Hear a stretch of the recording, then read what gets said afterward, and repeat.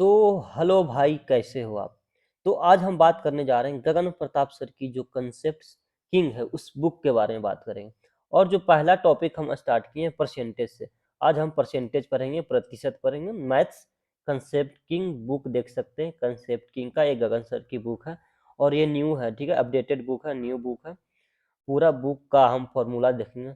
और सबसे इंपॉर्टेंट रहेगा, क्योंकि फॉर्मूला जो गगन सर के जो कंसेप्ट बताया गया, ठीक है, कंसेप्ट किंग में सिर्फ कंसेप्ट बताया गया। और जो गगन सर किस कंसेप्ट से क्वेश्चन सॉल्व करते हैं उसके बारे में। तो ये सीजीएल सीएचएसएल रेलवे के लिए सबसे ज्यादा इंपॉर्टेंट है। तो देखते हैं स्टार्टिंग से, इसमें सिर्फ फॉर्मूला के साथ साथ हम कंसेप्ट, पूरे कंसेप्ट हम चेक देखेंगे, ठीक है। आप लोग के पूरा कंसेप्ट बताएंगे। डोंट वरी, आप लोग बस बने रहिए। और अच्छा लगे तो लाइक करना, सब्सक्राइब करना नहीं भूलें। देखिए, परसेंटेज। परसेंटेज क्या होता है? प्रतिशत। प्रतिशत क्या होता है? फ्रैक्शन को परसेंटेज बनाना, परसेंटेज को फ्रैक्शन में चेंज करना। तो परसेंटेज में यही सीखना है आज। देखिए, 1 = 100% होता है। 1 यूनिट का वैल्यू 100% होता है। तो 100 परसेंटेज में भी, फ्रैक्शन में भी दोनों सेम आ जाएगा।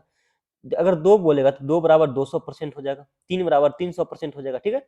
इसी प्रकार हम देखेंगे। आगे देखते हैं जो 1/2 होता है।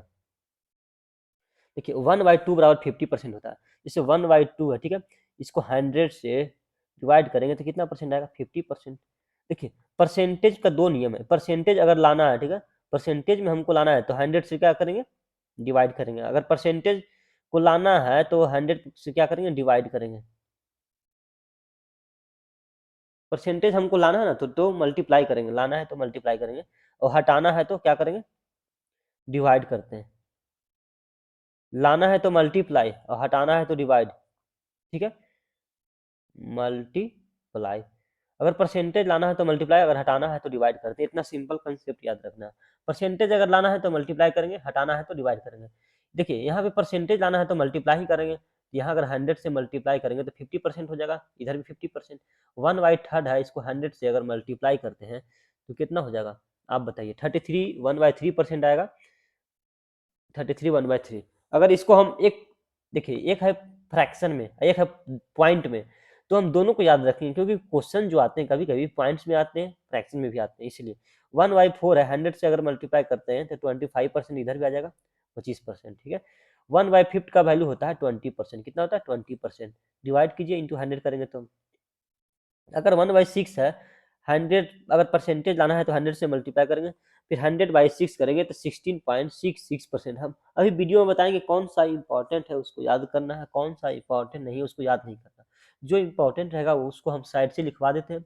16/2/3% आता है 1/6 का। 1/7 है, 100 से अगर 7 से डिवाइड करेंगे तो 14.28% आएगा। कितना? 14.28%। 14/2/7% आएगा। जिससे 100 है, 7 से डिवाइड करना है, ठीक है। तो कितना? 14 7 कितना होता है? 98। बचा 2। तो जो 2 रहता है वो ऊपर लिखा था, जो शेषफल बचता है उसको ऊपर लिख देंगे, और जिससे हम डिवाइड किए थे उसको नीचे रखेंगे।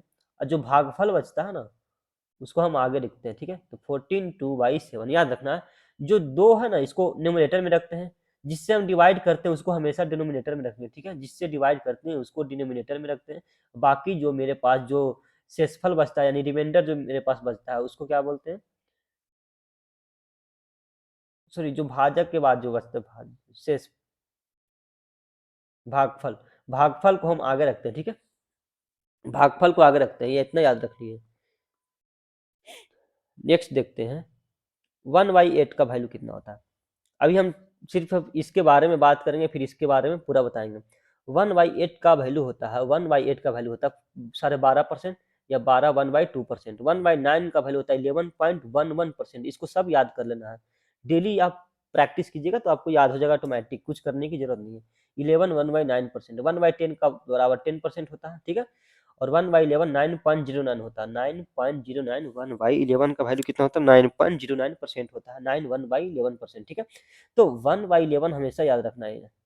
अगर 11 से डिवाइड करेंगे 100 में तो 11 99 हो जाएगा, एक बचेगा। जो ये जो शेषफल बचता है उसको आगे रखते हैं। भागफल जिससे डिवाइड करते हैं न्यूमरेटर, उसको नीचे रखेंगे। और जो मेरे पास भागफल आएगा उसको आगे कर देंगे, ठीक है। तो नो 1/11%। 1/12 का आता है 8.33%। याद रखना। 1/12 सबसे ज्यादा इंपॉर्टेंट है, ठीक है। 8.33% 1/12 होता है। 8 1/3%। इससे 0.33 है ना, इसको 1/3 लिखते हैं, ठीक है। 0.33% को 1/3%, दोनों सेम है, ठीक है। 1/13, तो इसको ज्यादा जो नहीं इंपॉर्टेंट रहेगा हम उसको खुद नहीं बोलेंगे कि आप याद कीजिए। तो 1/13 तो ये सब इंपॉर्टेंट है, तो इसको याद करना जरूरी है।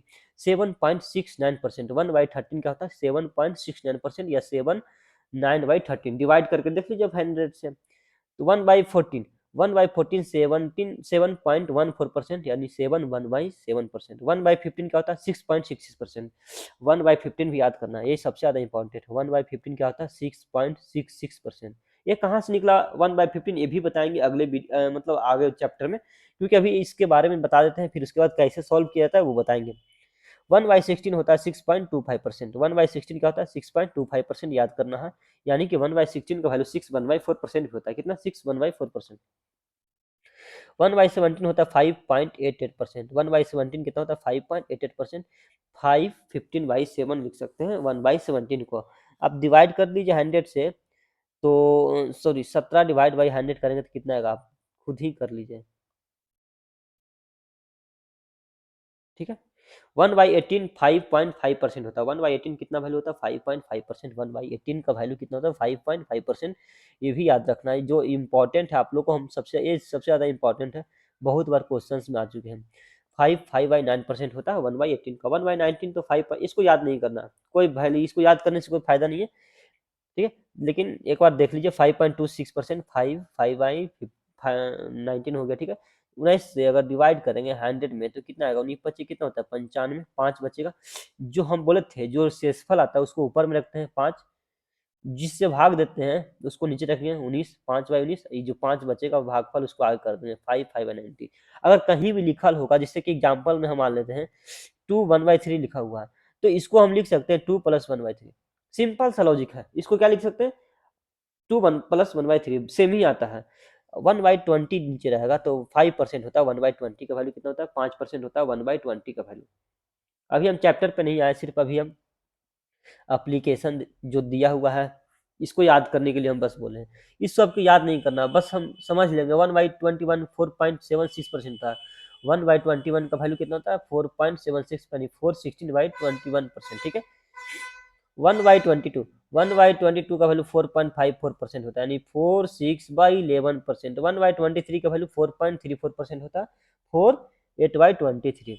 ये सब ज़्यादा इंपॉर्टेंट नहीं है, लेकिन हाँ 1/24 ज़्यादा इंपॉर्टेंट है, क्योंकि इससे हम और भी निकाल सकते हैं, इसीलिए 1/24 4.16% होता है, यानी 4 1/6% होता है 1/24। 1/25 क्या होता है 4% सीधा। 1/40 याद करना है, वह जिससे 1/20 हम याद किए थे ना, 1/20 का वैल्यू कितना होता है 5%। तो 40 करना है तो 1/2 से मल्टीप्लाई करेंगे। 1/20 अगर इसको 1/2 से मल्टीप्लाई करेंगे तो इधर 1/40 हो जाएगा, तो इधर भी तो 1/2 से मल्टीप्लाई करना पड़ेगा, यानी 5% बाई इंटू 1/2, इधर 2.5%। तो 2.5% कहाँ से निकला 1/40 का वैल्यू बता दिए। अब 3/8 है यहाँ पे, अब एप्लीकेशन सीखेंगे किस प्रकार से निकाला जाता है। 3/8 का वैल्यू हमको निकालना, ठीक है। जैसे 3/8 का वैल्यू क्या आएगा, तो हम जानते हैं 1/8 का वैल्यू कितना होता है 12.5% होता है कि नहीं। तो 3 से मल्टीप्लाई करना है, तो ऊपर में भी 3 से मल्टीप्लाई करेंगे तभी तो 3/8 आएगा, मतलब 3 से मल्टीप्लाई किए तो इधर भी 3 से मल्टीप्लाई करेंगे, तो 12 × 3 करेंगे तो कितना आएगा 36। आप लोग को हम पहले भी बताए हैं, जैसे 12.5 है इसको लिख सकते हैं 12 + 0.5, बात सेम है, दोनों का मतलब सेम ही होता है, ठीक है। तो कहने का मतलब 12 से 3 से मल्टीप्लाई कर देंगे तो 36 आ जाएगा, 0.5 से 3 से मल्टीप्लाई करेंगे तो 1.5 आएगा, ठीक है। मतलब 37.5 आएगा। 3/8 का वैल्यू 37.5 आएगा, कितना 37.5। अब आगे हम निकाल के देखते हैं सेम क्वेश्चंस, नेक्स्ट कैसे प्रकार निकालते हैं सेम। अगले आगे 5/8 निकालना है, अगर हमको 5/8 निकालना तो इसमें भी कुछ नहीं करेंगे, 12.5% इंटू 8 कर देंगे, ठीक है। सेम करना है तो इससे निकल जाएगा, तो मल्टीप्लाई 12% इंटू 5 से करना पड़ेगा ना, हाँ 5/8 है तो 5 से करना पड़ेगा, 12×5 = 60 हो जाएगा। 0.5 इंटू 5 मतलब 2.5, 62.5 आंसर होगा, ठीक है। इसी प्रकार से हम निकालते चल जाएंगे, जैसे पूछ रहा है कि 4/7 का जैसे निकालना है, तो 4/7 निकालने से पहले 1/7 का वैल्यू हम लोग को पता होना चाहिए। 1/7 का वैल्यू क्या होता है 1/7 का वैल्यू 14.28 होता है, या फिर हम ये भी बोल सकते हैं कि 14/7 होता है, ठीक है। 14.28 या 14/7। अगर इसको हमको सॉल्व करना है तो सिंपल सा कंसेप्ट कुछ नहीं है, बस जो 4 से मल्टीप्लाई करना है। क्या करना है, 4 से मल्टीप्लाई कर देंगे तो 4/7 का वैल्यू निकालना है। तो 4/7 का वैल्यू 4 से मल्टीप्लाई करना है। 14.28 अभी हम बताए थे, 0.28 की जगह पे हम क्या लिख सकते हैं, प्लस 0.28 भी कर सकते हैं, ठीक है। ठीक है, कोई दिक्कत नहीं है। इंटू हम 4 से मल्टीप्लाई करेंगे तो आंसर आ जाएगा। 1400 कितना होता है, 56। 28 इंटू 4 करना है तो 832 के 2 हासिल 3, 4 दूनी 8 3 11, मतलब कितना होगा 1.12 इधर आ गया। तो इधर करेंगे तो 57.12 आएगा कि नहीं। 57 57.12 सिंपल सा क्वेश्चन था, कोई दिक्कत यहाँ पे।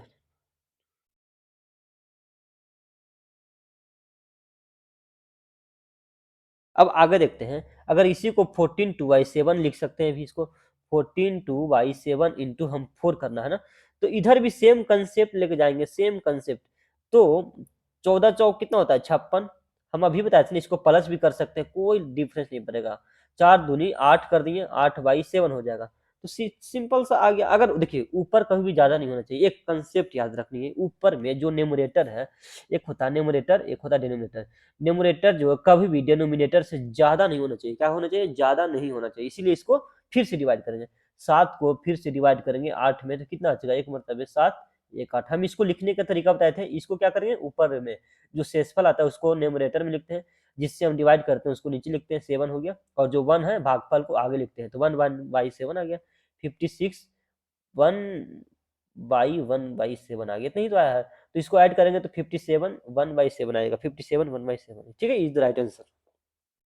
सिंपल सा कंसेप्ट है, नहीं समझ में आए तो आप पूछ सकते हैं। अब हम नेक्स्ट क्वेश्चन देखेंगे, सॉल्व करना भी बता रहे हैं।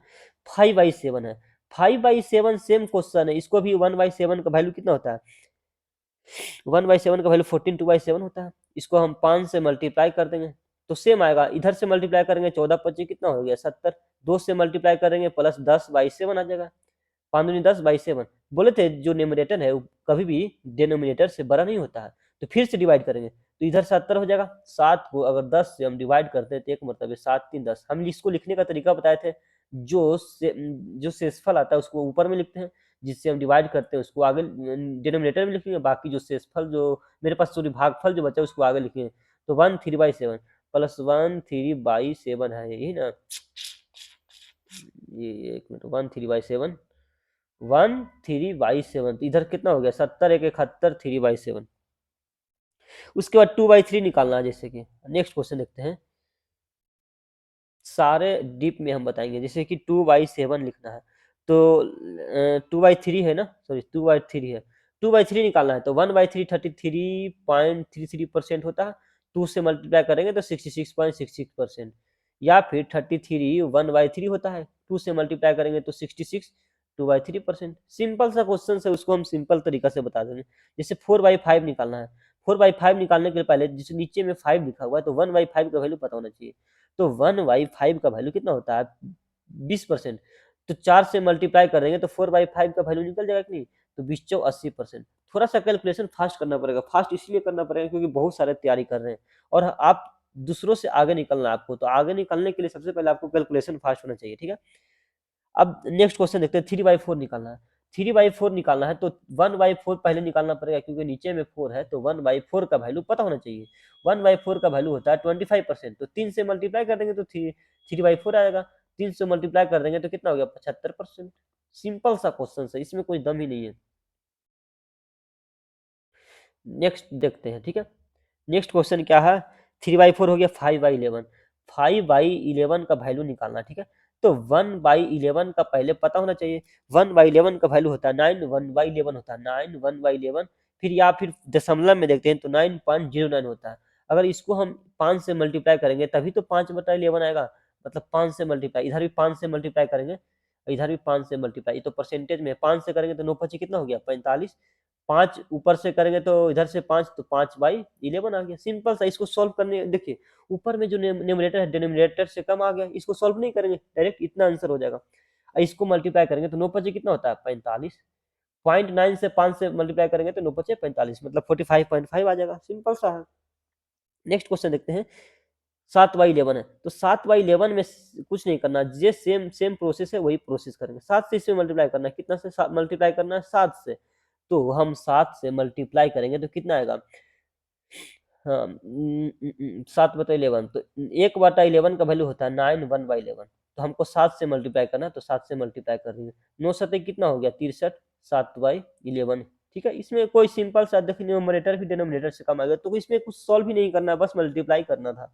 इधर भी 9.09 इंटू 7 से करना है। 9 सतह कितना होता है 63, 0.9 में 7 से मल्टीप्लाई करेंगे तो कितना आएगा 9 सतह 63, मतलब 63.63% इज द राइट आंसर।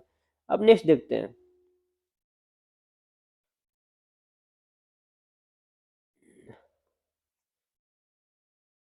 एक मिनट एक मिनट,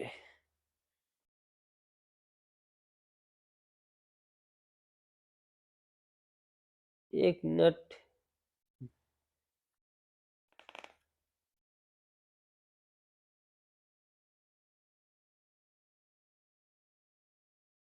ठीक है। अब यहाँ से स्टार्ट करते हैं, ठीक है। अगर कहीं एक क्वेश्चन में और डाउट भी है तो उसको भी बता देते हैं। 7/9 था, तो 7/9 भी तो सेम प्रोसेस से निकलेगा ना, तो अब बता ही देते हैं आप लोग को, ये क्यों छोड़े हम, ठीक है। 7/11 तो होगी, फिर 10/11 है, सब बता देते, एक एक बताएंगे। 10/11 का वैल्यू किस प्रकार निकालेंगे, पहले 1/11 का वैल्यू पता होना चाहिए, याद करना चाहिए। हम पहले ही बोले थे 1/11 का वैल्यू कितना होता है 9 1/11 होता है, या फिर 9.09 होता है, यही तो होता है दो वैल्यू, इतना परसेंट या इतना परसेंट। हमको 10 से मल्टीप्लाई करना है, तो 10 से सीधा से मल्टीप्लाई कर, इधर में 10 से मल्टीप्लाई कर दीजिए, इधर भी 10 से मल्टीप्लाई कर दीजिए, सॉरी 10 यहाँ सीधा सीधा मल्टीप्लाई होगा, 10 नंबर कितना हो गया 90, इधर 10/11%, इधर से 10 9 90, 10 9 90, ठीक है, इतना परसेंट, इसमें कुछ करना ही नहीं है। अब 4/9 का वैल्यू निकालना है, 4/9 है तो सिंपल सा 1/9, नीचे में 9 है तो 1/9 का वैल्यू पता होना चाहिए। 1/9 का वैल्यू कितना होता है, 1/9 का जो वैल्यू होता है वो 11 1/9%, 11 1/9%, या फिर हम बोल सकते हैं 9 1/9 का वैल्यू ना, हाँ 11.09 होता है, 11.09 होता है, 11.11%, 1/9 का वैल्यू होता है। अब हमको 4 से मल्टीप्लाई करना है, तो ऊपर से 4 से मल्टीप्लाई करते हैं, इधर भी 4 से सीधा 4 से मल्टीप्लाई कर दो, तो 11/44 हो गया 4/9%, सिंपल सा आंसर है, 11/44 हो गया 0.44%। इसमें कुछ करना ही नहीं है। जिसमें अगर ज़्यादा टफ रहेगा तो उसको हम बहुत आसान तरीका से बताएंगे, अभी जो इसमें कुछ करना ही नहीं है। फिर उसके बाद लास्ट क्वेश्चन है 7/9 है, तो 7/9 बनाने के लिए सबसे पहले 1/9 का वैल्यू लिख देंगे। सबसे पहले 1/9 का वैल्यू होता है 11 1/9%, इधर होता है 1/9 का वैल्यू कितना होता है 11.11%। अब हमको 7 से मल्टीप्लाई करना है, 7 से सीधा मल्टीप्लाई कर दो, 7 से अगर इधर भी मल्टीप्लाई करेंगे तो परसेंटेज में कितना आएगा 11/77, 7/9%। अगर इसको हम पॉइंट में गुना करते हैं तो 11/77.77% इधर राइट आंसर, ठीक है। इसमें अभी कुछ नहीं करना है। अब हम जो क्वेश्चंस पढ़ेंगे गगन सर कंसेप्ट किंग में जो बताया गया है,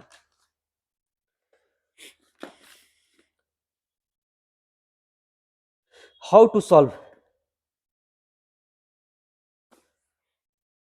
अब इधर एक तरह से बोल सकते हैं कि इधर क्वेश्चन इसी है, सब सॉल्व करना है। अब देखिए derived fraction from base fraction, अब ड्राइव्ड किस प्रकार करना है तो उसको सीखेंगे ड्राइव करना। तो इसमें लिखा हुआ है 1/4 बराबर 25% होता है कि नहीं, तो 1/4 का बराबर 25% होता है, 25%। इसको हम 3/4 निकालना, 3/4 निकालने से पहले 3 से मल्टीप्लाई कर देंगे, इसमें 3 से मल्टीप्लाई कर देंगे तो 3/4 आ जाएगा कि नहीं, 3/4 आ जाएगा, ठीक है। तो 25% इंटू 3 से मल्टीप्लाई करेंगे तो कितना हो गया 25% इंटू 3, 75%, 75% आ गया, सिंपल सा है। अब हम नेक्स्ट देखेंगे, ठीक है। नेक्स्ट यहाँ पे 1/7 का निकालना, ठीक है। 1/7 मानते हैं कि 1/7 का वैल्यू कितना होता है 14 2/7% होता है कि नहीं। हमको निकालना है 4/7 और 5/7। 4/7 निकालने से पहले हम 4 से मल्टीप्लाई करेंगे, 4 से मल्टीप्लाई करेंगे तभी तो 4/7 आ जाएगा। तो 14 2/7 हम पहले बताए थे, 14 2/7 को हम क्या लिख सकते हैं, तो हम लिख सकते हैं 14 + 2/7 लिख सकते हैं कि नहीं। हम आपको पहले ही बताए, ये दोनों का वैल्यू सेम ही है, मतलब प्लस ही होता है। मतलब जो यहाँ पे फ्रैक्शन लिखा हुआ इसका मतलब प्लस ही होता है। 4 से मल्टीप्लाई करना, तो 4 से मल्टीप्लाई कर दिए, कुछ नहीं करना, जिस तरीका से हम बता रहे हैं वो सबसे सिंपल तरीका रहेगा। 1456 हो गया, ठीक है। इधर 2/7 इंटू 4 करेंगे तो प्लस 8/7 आ गया। हम आपको कभी भी बताए, एक इंपॉर्टेंट बात बताए थे, जो कभी भी न्यूमरेटर जो होता है डिनोमिनेटर से बड़ा कैसे हो सकता है, नहीं हो सकता ना। इसको हम फिर से फ्रैक्शन डिवाइड करेंगे, 7 को अगर 8 से डिवाइड करेंगे तो एक मतलब 7, एक 8, फिर यहाँ पे कितना बचेगा, इसको लिख देंगे ड्राइव फ्रैक्शन में। तो हम बताए थे जो शेषफल आता है उसको सबसे पहले हम क्या करते हैं, ऊपर लिखते हैं, फिर जिससे हम भाग देते हैं उसको हम क्या करते हैं, नीचे लिखते हैं, और जो मेरे पास भागफल बचा उसको सबसे पहले हम आगे लिखते हैं 1/7। तो 56 इसको लिख सकते हैं 1/7, तो इसको ऐड इसके जगह पे लिख सकते हैं कितना, 1/7%, ठीक है, 1/7। अब इसको ऐड कर देंगे तो 57 1/7%। कुछ नहीं करना है, बस सिंपल सा क्वेश्चन है। अब 5/7 निकालना है ना, तो 5/7 निकालना है।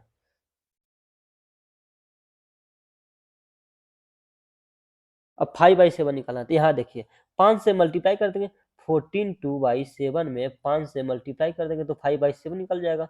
14 पचे कितना हो गया 70, 5 दूनी इधर से 10, 10 हो जाएगा, 10/7। तो हम आपको कभी भी बताए थे इसका वैल्यू प्लस ही होता है, जो न्यूमरेटर है डिनोमिनेटर से बड़ा नहीं हो सकता है, फिर से डिवाइड करेंगे, तो 7 को डिवाइड करेंगे 10 में तो 7, एक मतलब 7 हो जाएगा, 3 10। कभी भी जो नीचे में जो रिमाइंडर शेषफल बचता है, शेषफल को हम ऊपर लिखेंगे, जो जिससे डिवाइड करते हैं उसको नीचे लिखते हैं, जो बच गया उसको, जो भागफल बचेगा उसको आगे लिखेंगे, मतलब 1 3/7, तो 71 3/7 आ जाएगा, ऐड कर देंगे तो ठीक है। अब यहाँ देखते हैं, देखिए 1/5 बराबर कितना होता है, 20% होता है, 1/5 बराबर 20%। 3/5 निकालना है तो 3 से मल्टीप्लाई कर देंगे 20% में, तो 60% इज द राइट आंसर आ गया, ठीक है।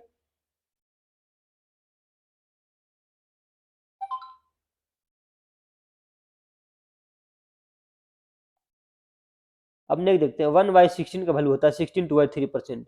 1/16 का वैल्यू कितना, 16 2/3%।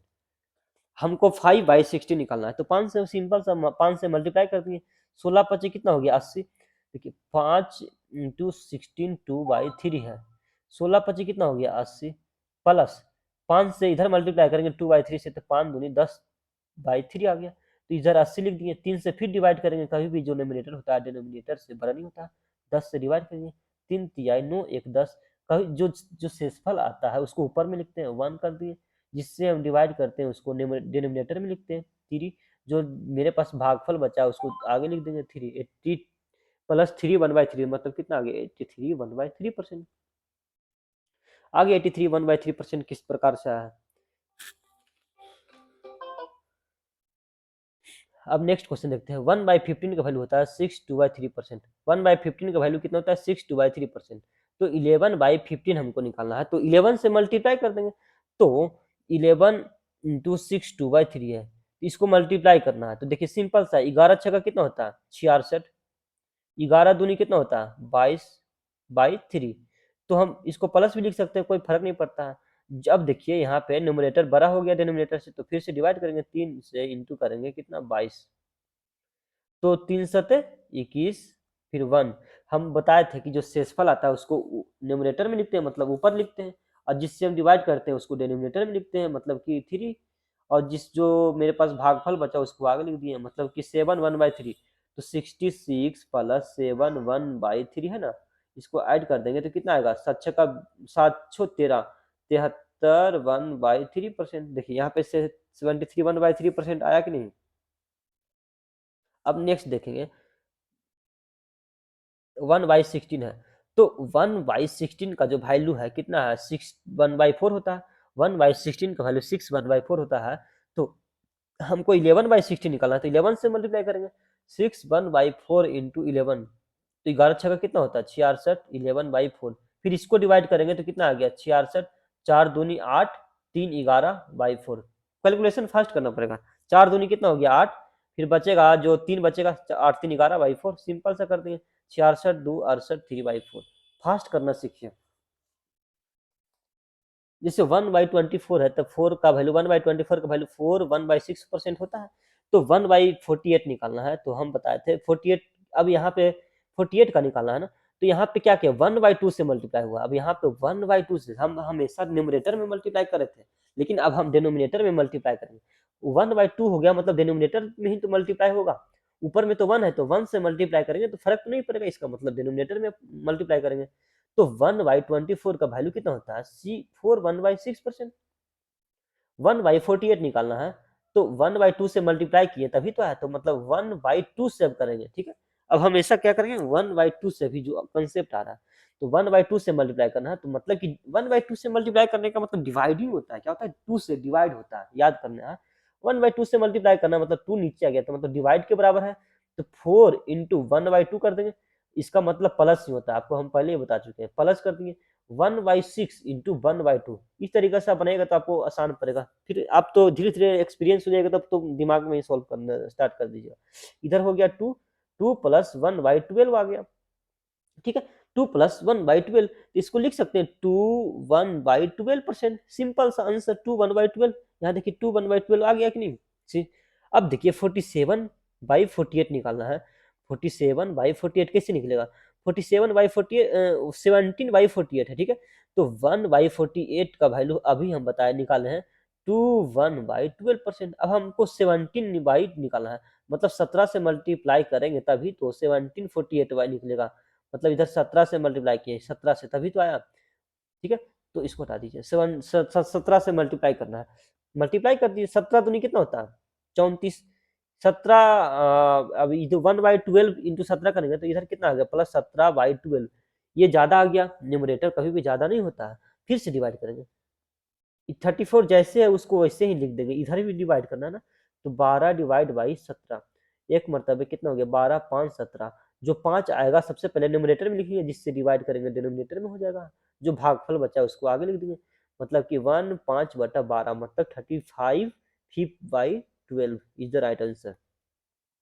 अब देखते हैं नीचे 1/16, 1/16 का वैल्यू कितना होता है, 1/16 का वैल्यू होता है 6 1/4%, 1/16 का वैल्यू कितना होता है 6 1/4%, तो 1/16 का वैल्यू 6 1/4% होता है, तो हमको निकालना है 13/16, 13 से सीधा मल्टीप्लाई करेंगे, तो मल्टीप्लाई करने में बहुत बच्चों को प्रॉब्लम होती है, तो हम सिंपल वे में तो अभी हम बताए हैं 13 से इसमें मल्टीप्लाई करना है, 13 से मल्टीप्लाई करना है, तो हम क्या करेंगे, इसको लिख सकते हैं 6 प्लस 1/4, जिसको समझ में नहीं आता है दोनों इक्वल ही होता है, इंटू हम 13 से मल्टीप्लाई करना है तो 13 से कर दिए, दोनों साइड में मल्टीप्लाई करेंगे ना, तो इधर भी, इधर 6 से मल्टीप्लाई करेंगे 13 छः कितना होता है 78, फिर 13/4 कर दिए, फिर इसको ही तोड़ेंगे क्योंकि न्यूमरेटर ज्यादा हो गया, फ्रैक्शन में तोड़ेंगे तो 78 हो गया, प्लस में 4 तिया 12 1 13 हो गया, 4 तिया 12 1 13/4 आ गया, सिंपल सा, 78 3 कितना होता है 81, फिर 81 1/4 इज द राइट आंसर, 81 1/4 सीधा।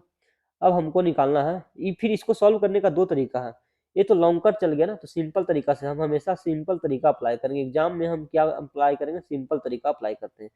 13/16 निकालना है, तो 13/16 हम दो तरीका से निकाल सकते हैं, एक माइनस भी करके एक प्लस करके, प्लस करने वाला तो सिंपल सा था वो तो बना दिए, कोई दिक्कत नहीं है, कोई डाउट नहीं हुआ। अब हम इसको इस तरीका से किस प्रकार से बनाएंगे, जैसे लिख दिए 13/16 कहीं भी रहेगा, इसका वैल्यू हमको माइनस में निकालना है, तो सबसे पहले 1 लिख देंगे, क्या लिख देंगे 1 लिख देना है, फिर माइनस कर दिए, नीचे में 16 है ना तो 16 ही लिखेंगे, क्या करना है 16 है तो 16 ही हम लिखेंगे। अब जिसे देखिए इसमें मल्टीप्लाई करेंगे तो कितना आता है 16, 16 आ गया, 16 में हम क्या माइनस करेंगे इसमें से कि यहाँ पे मेरा दिया हुआ था वही आए, तो क्या माइनस करेंगे 16 में, तो 3 माइनस करेंगे, तो जितना है 13 आएगा कि नहीं, 16 में से 3 माइनस करेंगे बटा 16, ठीक है, मतलब कि यहाँ पे 3 होना चाहिए, क्या होना चाहिए 3 होना चाहिए। क्या तरीका बताए इसको माइनस में अगर करना, किसी को भी अगर माइनस में करना है तो सबसे पहले 1 लिखते हैं, जो नीचे में 16 है माइनस कर देंगे 16 लिख दिए, ठीक है। अगर इसको इसमें तो मल्टीप्लाई होता है आपको पता है, यानी कि 16 ही आएगा।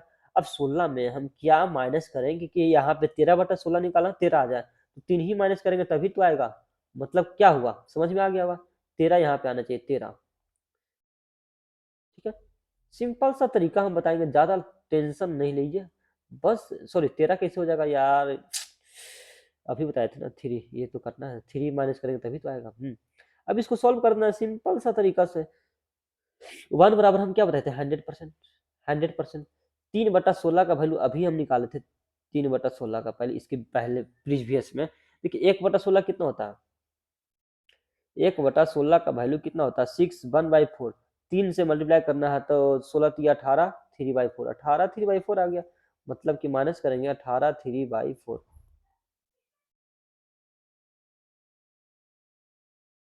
18 3/4 माइनस करना है। अगर हम इसको माइनस करते हैं तो कितना आएगा, यहाँ पे 18 है, ठीक है, माइनस करेंगे हम। देखिए एक कंसेप्ट जो कभी आपको भूलना नहीं है, जो कंसेप्ट हम बताएंगे वो गगन सर भी नहीं बताए हैं।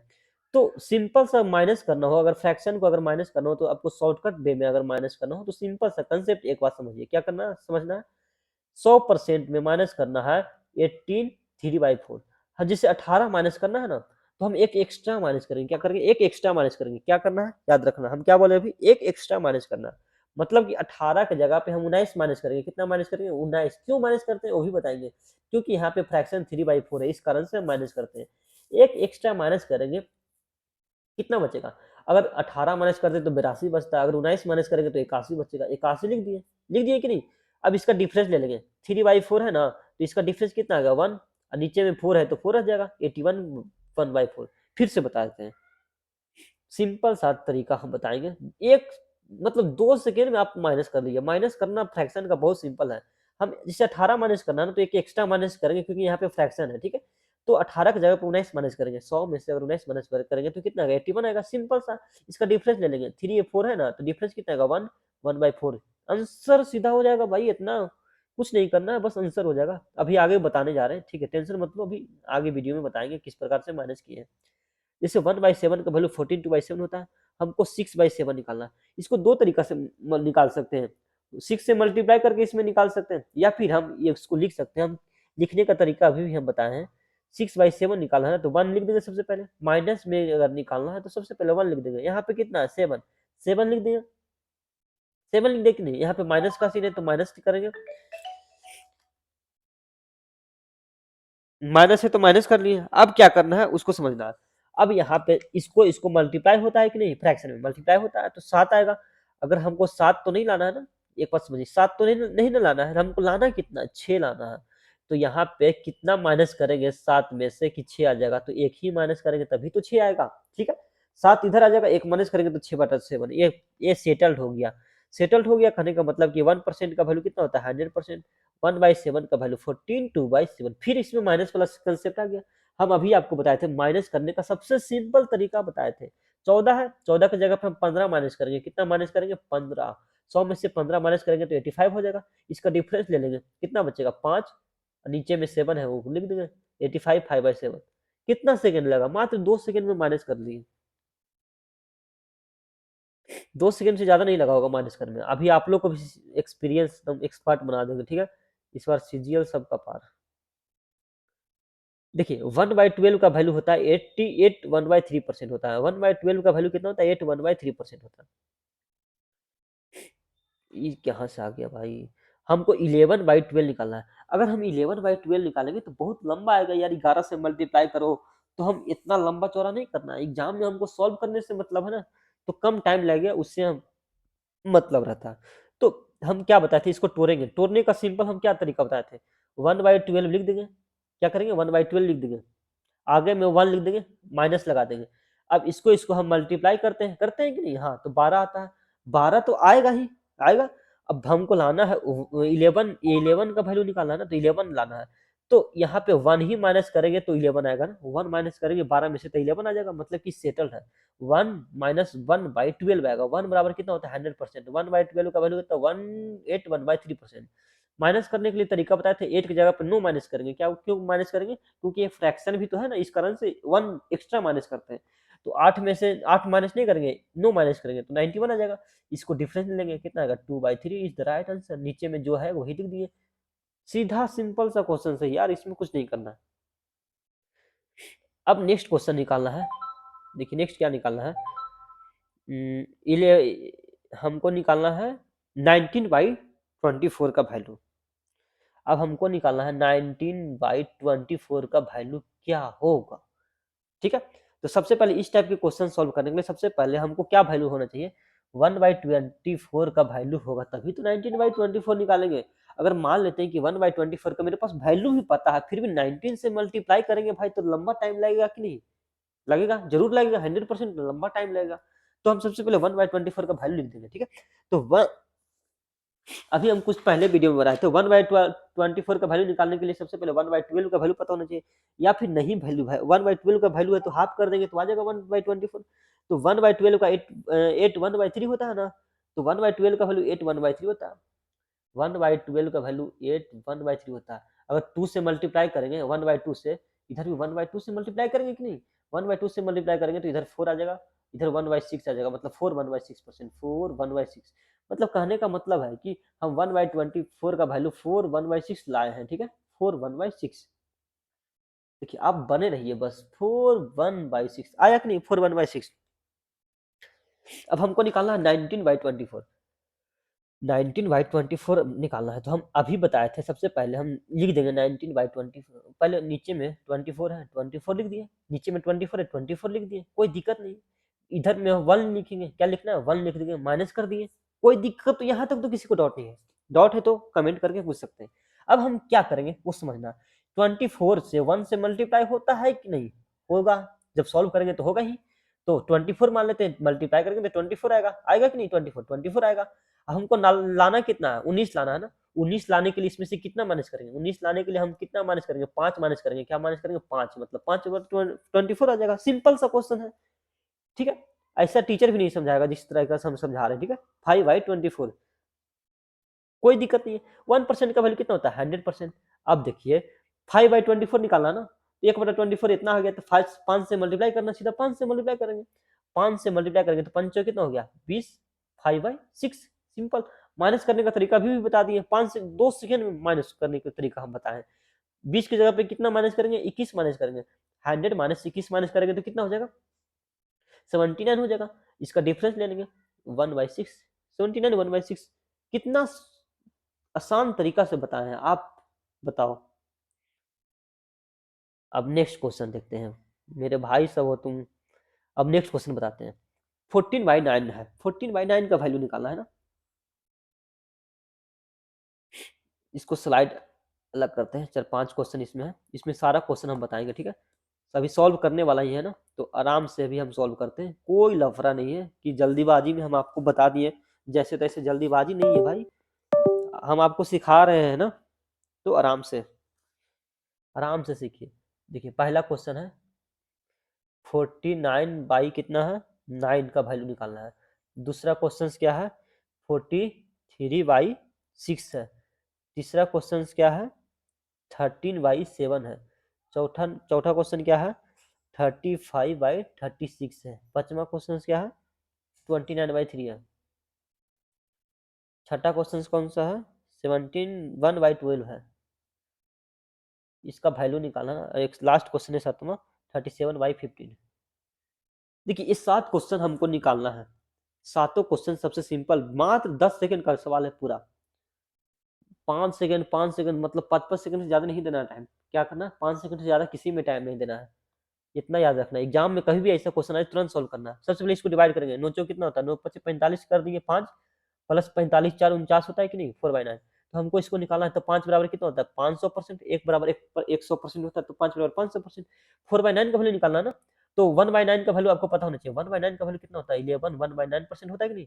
तो 4/9 को 50 से मल्टीप्लाई करना तो 44, 4/9%, तो 44 4/9% आ जाएगा, आएगा कि नहीं।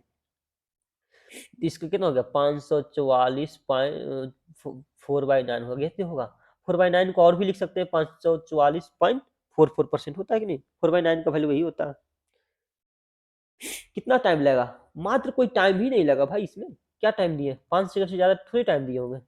इसको बनाना है 6 का कितना होता है 36, एक और एक्स्ट्रा कैसे करेंगे 42 लाख तक जा सकते हैं हम। 6 7 कितना होता है 42, 7 कर दिए प्लस में। सबसे पहले आप लोग को एक बात समझा, इसको तोड़ना कैसे है ये तो बताया ही नहीं, किस प्रकार से इसको तोड़ा जाता है। तो 9 था यहाँ पे 49 था, तो इसको किस प्रकार तोड़े। 9×5 कितना होता है 45, लिख दिए 4। हम अभी बताए थे कि इसको जो रहता है ऊपर में लिखते हैं 4 लिख दिए, जिससे हम डिवाइड करते हैं उसको नीचे में लिखते हैं 9 कर दिए, जो मेरे पास भागफल बचता है उसको आगे कर दिए, ठीक है। कोई सिंपल सा तरीका है। इसको भी सेम सेम करेंगे, 6 से डिवाइड किए 43 में, 6 छक्का 36, 6 सत्ते 42 होता है, 1 कर दिए।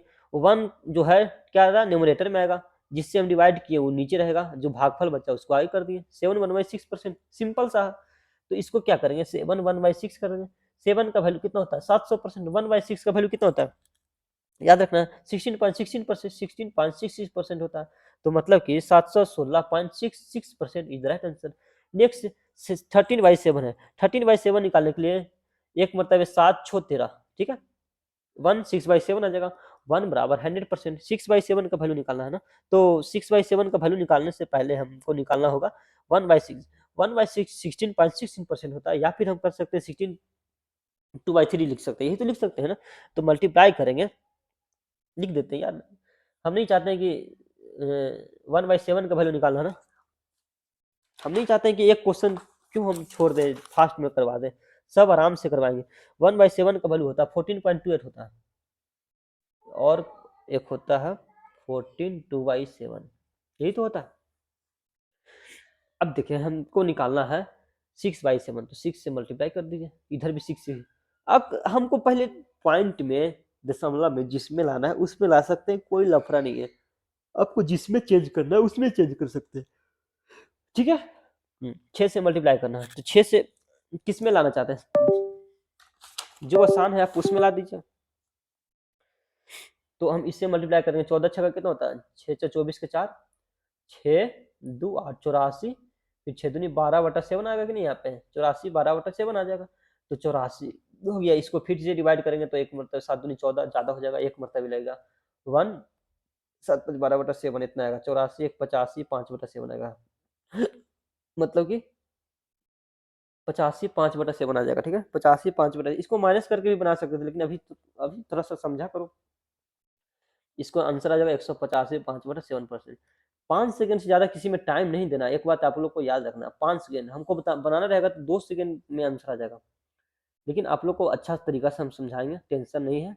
आप लोग बस चैनल पे बने रहिए, कंप्लीट बुक का करवाना है, नोट्स का, class notes, concept king, English का, मैथ्स का, सब का करवाना है,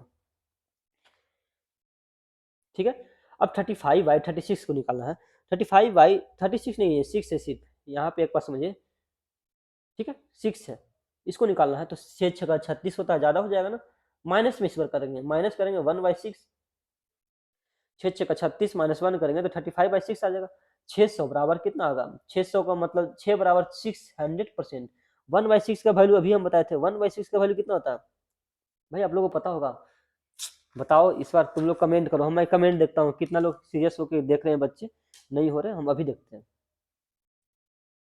कमेंट कीजिए, कमेंट आएगा तभी तो हम देखेंगे कि कितना किसका क्या वैल्यू है। तो 600% में अगर 16 2/3 माइनस करना है, तो अभी माइनस करने के एक तरीका हम बताए थे। 16 की जगह पे हम 17 माइनस करेंगे, एक एक्स्ट्रा माइनस करते हैं क्योंकि ये फ्रैक्शन है ना, इस कारण से हम एक्स्ट्रा माइनस करते हैं। तो 17 माइनस करेंगे तो कितना बचेगा, 83 बचेगा, मतलब 583 बचेगा। 83 नहीं, 583 बचेगा। और इसका डिफरेंस ले लेते हैं 2/3 का, तो 1 आएगा, 1/3। 583 1/3% इज द राइट आंसर। इसमें हम कुछ किए हैं, कुछ नहीं किए बाबू, कुछ नहीं किए, सिंपल सा तरीका से हम सॉल्व कर रहे हैं। इसको 9×27 लिख देंगे, 3×27 प्लस में 2×29 2/3। 9 का वैल्यू 900%, 2/3 का मतलब 66.66% होता है, तो 966.66%। इसमें कुछ किए हैं, कुछ नहीं, बस 71/12 है ना भाई, यहाँ समझो 71/12 है, तो 12×5 = 60 होता है, 12×7 कितना 84 होता है, ज्यादा हो गया, तो 12×5 = 60 ही ले सकते हैं ना, तो 60 ले लिए, 11/12 आ गया, ठीक है। 5 का बराबर 500% होता है कि नहीं, 5 का वैल्यू 500%। 11/12, 1/12 का वैल्यू पता होना चाहिए, 1/12 का वैल्यू कितना होता है, 1/12 का वैल्यू कितना होता है, 8.33% होता है, 8.33% होता है। हमको अगर हम 11 से मल्टीप्लाई करना, तो 11 से मल्टीप्लाई कर दिए, 11 से मल्टीप्लाई करने का सबसे सिंपल तरीका आप लोगों को पता होगा, ठीक है, नहीं है तो वो भी बताएगा।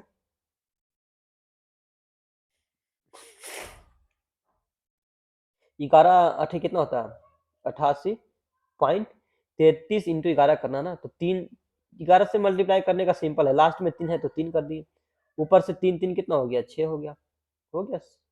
और इधर से फिर यहाँ से 3 हो गया, 3 लिख दिए, 3 3 6, 6 लिख दिए, फिर लास्ट में 3 है तो 3 लिख दिए, 363 आ गया। 88.36 आ जाएगा ना, 3।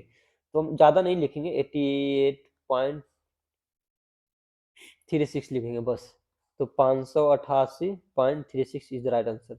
अब 37/15 है ना, 37/15 को हमको सॉल्व करना है।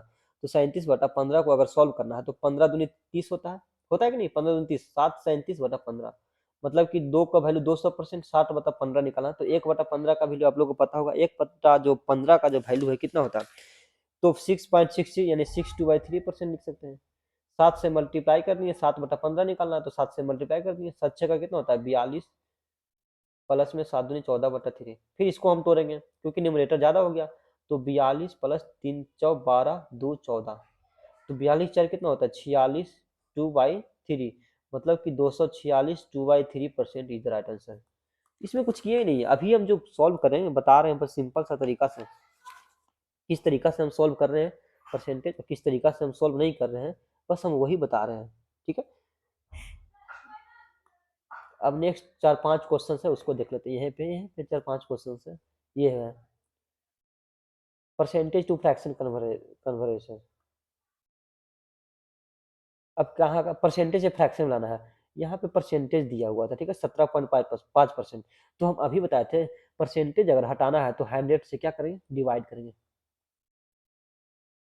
परसेंटेज हटाने के लिए 100 से डिवाइड, हम बताए थे ना, परसेंटेज लाना है तो मल्टीप्लाई, हटाना है तो डिवाइड करेंगे, सिंपल सा कंसेप्ट है। 17.5% को सॉल्व करना है ना, तो 17.5% इंटू 100 कर देंगे, मतलब 7/40। ठीक है, अगर इसको हम शॉर्टकट में सॉल्व करेंगे तो 2.5% का वैल्यू कितना होता है 1/40 होता है। अगर हम 7 से मल्टीप्लाई कर देंगे तो कितना आएगा 17.5% आ जाएगा, तो 7/40। दोनों तरीका से सॉल्व कीजिए, आंसर सेम ही आएगा। देखिए 164% को निकालना है ना, 164/100 कर दिए, 4 से दोनों तरफ डिवाइड कर दिए तो इतना आंसर आ जाएगा, सिंपल सा है। अगर हम नेक्स्ट क्वेश्चन देखते हैं, 15 5/8 था कि नहीं, हाँ तो 100 मल्टीप्लाई करेंगे, 15 8 कितना होता है 120, प्लस 125/8 हो गया, डिवाइड करेंगे 100 से, तो 125/800, 5 से डिवाइड करेंगे तो इधर 25 से डिवाइड करेंगे तो 5 आ जाएगा, 25 से 32 हटे 200, 800 होता है। ठीक है, अब 35 5/7% है। अब हम सिंपल सा, अब हम आपको समझाते हैं। 35 कितना है, 35 5/7%, इसको सॉल्व करना है ना। तो आप लोग को एक बात याद रखना है, इसको हम तोड़ लेंगे। सबसे पहले तोड़ने का मतलब क्या होता है, 1/7% का वैल्यू कितना होता है 1/14, 1/14 का वैल्यू 1/7% होता है। अगर हम इसमें 5 से मल्टीप्लाई कर देते हैं, 5 से इधर भी मल्टीप्लाई, 35 5/7 यही तो आएगा। तो 5/7 से 5 से मल्टीप्लाई किए, मतलब कि 5 से इधर भी करेंगे, तो 5/14 का वैल्यू सीधा सा आंसर 5/14 का वैल्यू होगा। अब यहाँ पे देखिए, अब आप लोग को थोड़ा सा डीप में और आसान तरीका से बताएंगे। जो डिफिकल्ट क्वेश्चन है मैं आपको खुद बताता हूँ। 29 1/6% है ना, इसको सॉल्व करना है ना। देखिए, और एक है 23.33%, और उसके बाद क्या है 78 1/3%, उसके बाद क्या है 46.66%। 4 क्वेश्चन सॉल्व करना है। इसको सॉल्व करने से सबसे पहले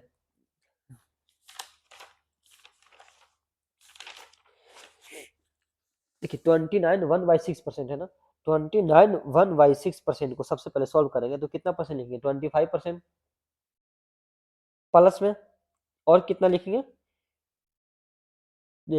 4 1/6% नहीं लिखेंगे, 4 1/6%। बात सेम है, 25% का वैल्यू हमको पता था, 25% का वैल्यू 1/4 होता है। 4 1/6% का भी वैल्यू है 1/24, कितना बार बताया है।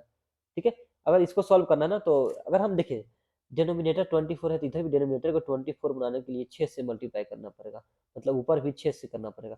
देखिए कभी भी डिनोमिनेटर अगर सेम रहता है, जैसे 1/6 है प्लस 1/6, इसको सॉल्व करना, डिनोमिनेटर सेम है तो सीधा ऊपर में 1 + 1 2/6 इज द राइट आंसर। तो हमेशा सॉल्व करेंगे तो ऐसा अगर परसेंटेज में क्वेश्चन आएगा तो हम डिनोमिनेटर को हम इक्वल करके ही सॉल्व करेंगे, क्योंकि हमको टाइम बचाना है भाई, एग्जाम में हमको टाइम से मतलब है ना, तो हम ऐसा करेंगे कि टाइम सेविंग हो, इस कारण से। अब यहाँ पे 6 7/24 आ जाएगा, इस राइट आंसर 7/24। इसमें कुछ किए 23.3 है तो इसको 20% लिख दिए, 3.33% लिख दिए।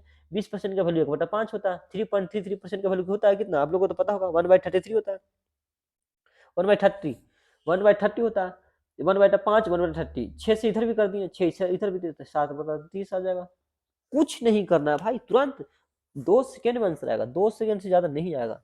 इधर भी सेम कंसेप्ट, 75% लिख दिए, प्लस में 1/3% लिख दिए, कोई दिक्कतें नहीं है इसमें।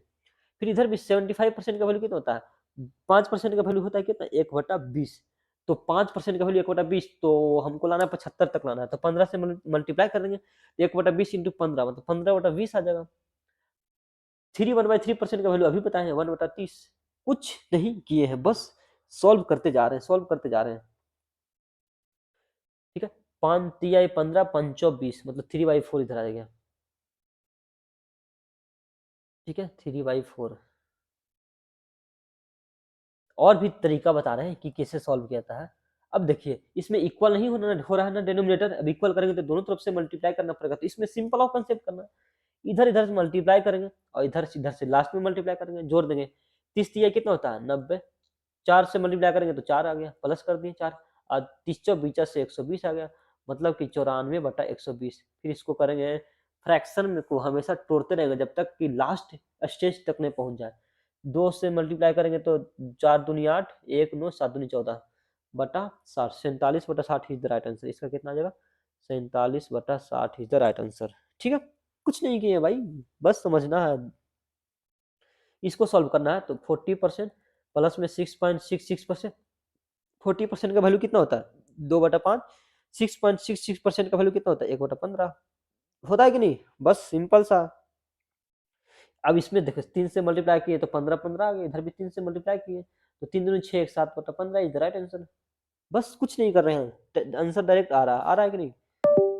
5 सेकेंड में आंसर आ जाएगा, मेरे साथ बने रहो, सीजीएल 2025 में पार करवा देते हैं सबको। मैथ्स में कभी, मेरा मैथ्स में जो मेंस में आया था 90% आया था। 180 में हम मेरा 180, सॉरी 90 मार्क्स में 90 हो गया मैथ्स और 90 हो गया रीजनिंग, तो टोटल कितना हो गया 180। तो मेरा मैथ्स में 90 में से आया था 86 आया था। ठीक है, मेंस में, सीजीएल मेंस में, और इसमें रीजनिंग में आया था 85। ठीक है, तो इतना आप लोग को भी आना चाहिए कम से कम, मिनिमम। ठीक है, अब आगे देखते हैं भाई। हाँ, 82.5% है ना, 82.5% के यहाँ पे 80% प्लस 2.5%, 80% का वैल्यू होता है 4/5 होता है, 2.5% का वैल्यू 1/40 होता है। अगर यहाँ पे 8 से मल्टीप्लाई कर दिए तो 8×5 = 40 ऊपर आएगा, मतलब ऊपर भी 8 से 832 से 33/40 आ जाएगा, सिंपल सा है। अब यहाँ देखते हैं 83 1/3 है ना, तो 100% में से अगर 16 2/3% माइनस कर देंगे तो सिंपल सा 100% में से 16 2/3% माइनस करेंगे तो आ जाएगा 83 1/3%। तो 1 - 1/6 करेंगे तो 5/6 बचेगा। अब यहाँ पे 237.5% है, तो 250 पर 200% प्लस 37.5% लिख देंगे, तो 200% का वैल्यू 2 होता है, 37.5% का वैल्यू 3/8 होता है। फिर ऐड कर देंगे, 8 दूनी 16, 3 19 8 आ जाएगा। अब यहाँ पे देखते हैं 342.84% था, 300% लिख दिए, प्लस 42.84% लिख दिए, तो 3 + 3/7 आ गया, मतलब 24/7 इज द राइट आंसर। अब नेक्स्ट देखते हैं 756 है ना, तो 756.25% था कि नहीं, तो 7 + 9/16 लिख दिए। तो इसका 700% का होता है 7, और 56.25% का वैल्यू होता है 9/16। 1/16 का वैल्यू कितना होता है यार, अभी बताए यार, तुम लोग याद रखा करो, अब बोला भी करो। ठीक है, 1/16 का वैल्यू 6.25 होता है। अगर इसमें हम 9 से मल्टीप्लाई करेंगे तो 56.25% आएगा कि नहीं, तो 9/16, फिर इसके बाद मल्टीप्लाई कर दिए, प्लस कर दिए, 16×7 कितना होता है 112, 9 121/16 इज राइट आंसर। अब लास्ट क्वेश्चन है, एक क्वेश्चन ये देखना है, 538.33% है, 500% लिख दिए, प्लस 30% प्लस 8.33%, 500% का वैल्यू 5, 30% का वैल्यू 3/10, 8.33% का वैल्यू होता है 1/12। 8.33% का वैल्यू कितना होता है 1/12, याद रखना, 8.33% 1/12 मतलब 323.60 आ जाएगा। मतलब कि 5 + 2/7, यहाँ पे 500% का 5 और 28.56 का होता है ना, 1/7 का मतलब होता है 14.28, तो 2/7 का वैल्यू होता है ना 28. 5 6 तो 2/7 लिख दिए। 5 7 35 2 37 बटा 7 इज राइट आंसर। अब देखिए जो हम नेक्स्ट कंसेप्ट पढ़ने जा रहे हैं, चेंज करना बहुत देर से कर रहे हैं, चेंज इधर से उधर चेंज तो हो गया चेंज करना, अब पढ़ना है, क्वेश्चंस भी तो देखना है यार। कंसेप्ट इसमें सिर्फ कंसेप्ट दिया हुआ है, ये नहीं कि हम आपको बहुत सारा क्वेश्चंस कराएंगे, वो नहीं होने वाला है। कंसेप्ट गगन सर में कंसेप्ट के लिए जाने जाते हैं बुक्स, इनका सिर्फ कंसेप्ट के लिए आता है, ठीक है। यार बैटरी लो हो रहा है, 1 मिनट।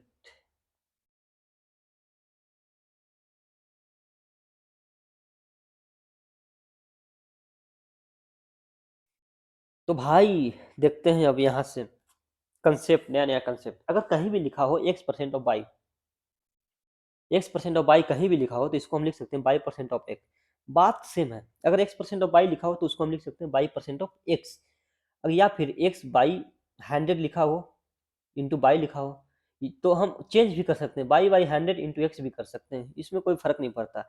ये इस टाइप के ये जो कंसेप्ट है एग्जाम में बहुत ज़्यादा अप्लाई करेंगे हम, होगा ही अप्लाई। जैसे यहाँ पे खुद देख लीजिए 840% ऑफ 62.5 यहाँ पे लिखा है 62.5। देखिए एक बात समझिए यहाँ पे, एक सेकेंड इसको हम हटा ही देते हैं,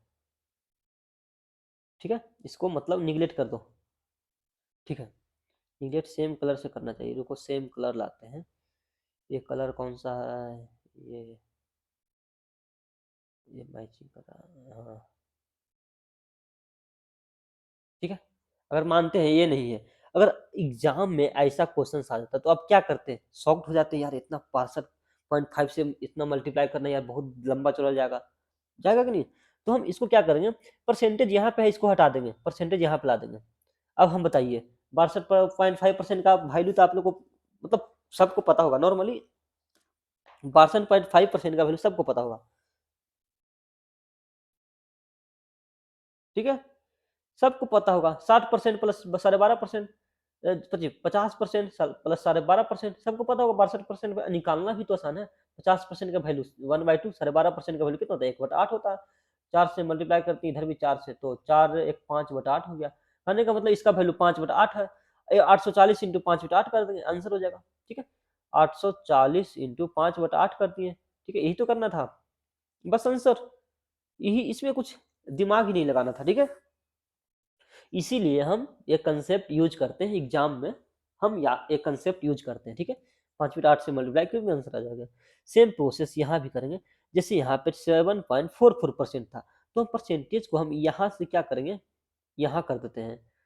यहाँ पे पॉइंट भी तो है ना भाई, पॉइंट भी हम हटा देते हैं, पॉइंट को हम हटा देते हैं 2 को, तो पॉइंट को हम 1 2 पॉइंट यहाँ 37.5%। अब 744 का 37.5% का वैल्यू 3/8 होता है, तो 744 का 3/8 कर दिए। एग्जाम में यही सब तो कंसेप्ट यूज करना है ना, एग्जाम में सिंपल सा कंसेप्ट है। अब यहाँ पे देखिए 99 इज व्हाट परसेंट ऑफ इतना, देखिए 99 कितना परसेंट है 135 का, ठीक है। तो 99 के बारे में बोल रहा है ना, तो 99 लिख दिए, 135 कर दिए इंटू 100, यही तो निकालना है। तो अगर इसको सॉल्व करना है तो ऐसे मल्टीप्लाई करेंगे, 5 से, 5 5 दूनी 10, 3 13 35, 5 7 35, यही तो हुआ 27। फिर 3 से करेंगे तो 3 नमा 27, 3 से 33 3 99, फिर 3 से 11 और 3 से 3 3 9, मतलब कि कितना आ गया है, 11/3 आ गया, यही तो आ गया।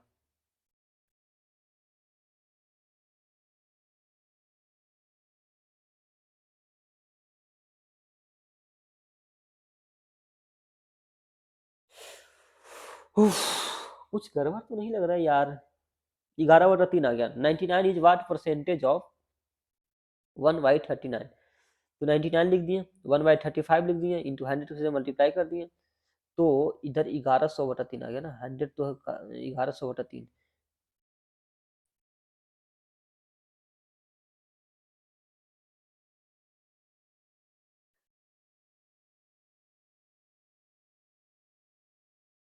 कुछ तो गड़बड़ नहीं लग रहा यार इसमें, कुछ तो गड़बड़ लग रहा है, 1 मिनट गड़बड़ है यार, सॉल्व करने में थोड़ा सा मिस्टेक हो रहा है। अब यहाँ पे 99 इज वाट परसेंटेज ऑफ 135, 99 पहले लिख देंगे, 135 लिख दिए, इंटू 100 कर दिए, यही तो बोल रहा था। अब हमको निकालना है, इतना का वैल्यू निकालना है, इतना का वैल्यू निकाला ना, तो अगर हम इधर में 5 से मल्टीप्लाई करेंगे तो कितना होता है, 5 से 5 दूनी 10, 3 13 35, 5 सत्ते 35, इधर भी तो सॉरी 5 से मल्टीप्लाई नहीं किए थे, सॉरी यार, 20 आ जाएगा। फिर 3 9 से 9 तिया 27, 9 से 11, मतलब 11 इंटू 20 करेंगे, 11 तो नहीं कितना होता है 22, 220/3, इसको डिवाइड करेंगे तो 3 सत्ते 21, 1 22, 10 3 तिया 9, 1 10, 73 1/3% आ जाएगा। ठीक है, सिंपल सा क्वेश्चन है।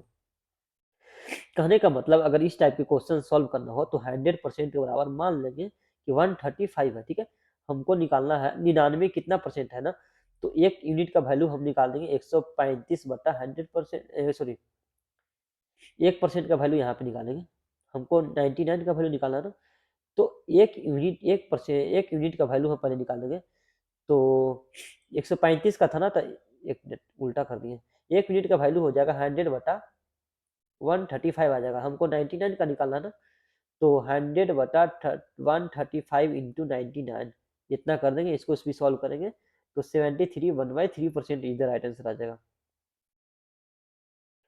अगर इसको हम रेशियो से भी सॉल्व कर सकते हैं। ठीक है, रेशियो से कैसे सॉल्व करेंगे, जैसे 99 है 135 है, इसका रेशियो ले लेंगे, तो अगर 99 का अगर रेशियो लेते हैं, यही तो पूछा था कितना परसेंट है ये इसका, तो ये कितना परसेंट है तो इसका रेशियो ले लेंगे, तो 9 से कटेगा ना, 9 से 11 और 9 से 15, ये कितना परसेंट पूछा था ना, तो 11/15 इंटू 100 करना पड़ेगा, 11/15 इंटू 100, इसको सॉल्व करेंगे तो यही आएगा 73 1/3%। सेम प्रोसेस है। अब दूसरा क्वेश्चन है कि 99 इज वाट लेस देन 135, तो 99 इज वाट लेस देन इतना से, तो कितना लेस है, 36 लेस है, 36 लिख दिए 135/100 कर दिए, सिंपल सा प्रोसेस था। इसको रेशियो से भी सॉल्व कर देंगे, रेशियो ले लेंगे 15:4 आ जाएगा, अब 15:4 आ जाएगा 11 से किए तो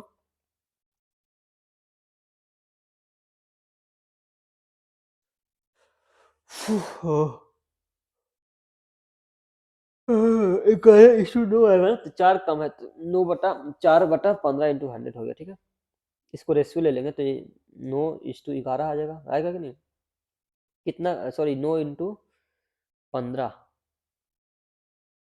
कितना कम है, 4 कम है, तो 4/15 इंटू 100 कर दिए, तो सेम आंसर 26/3%।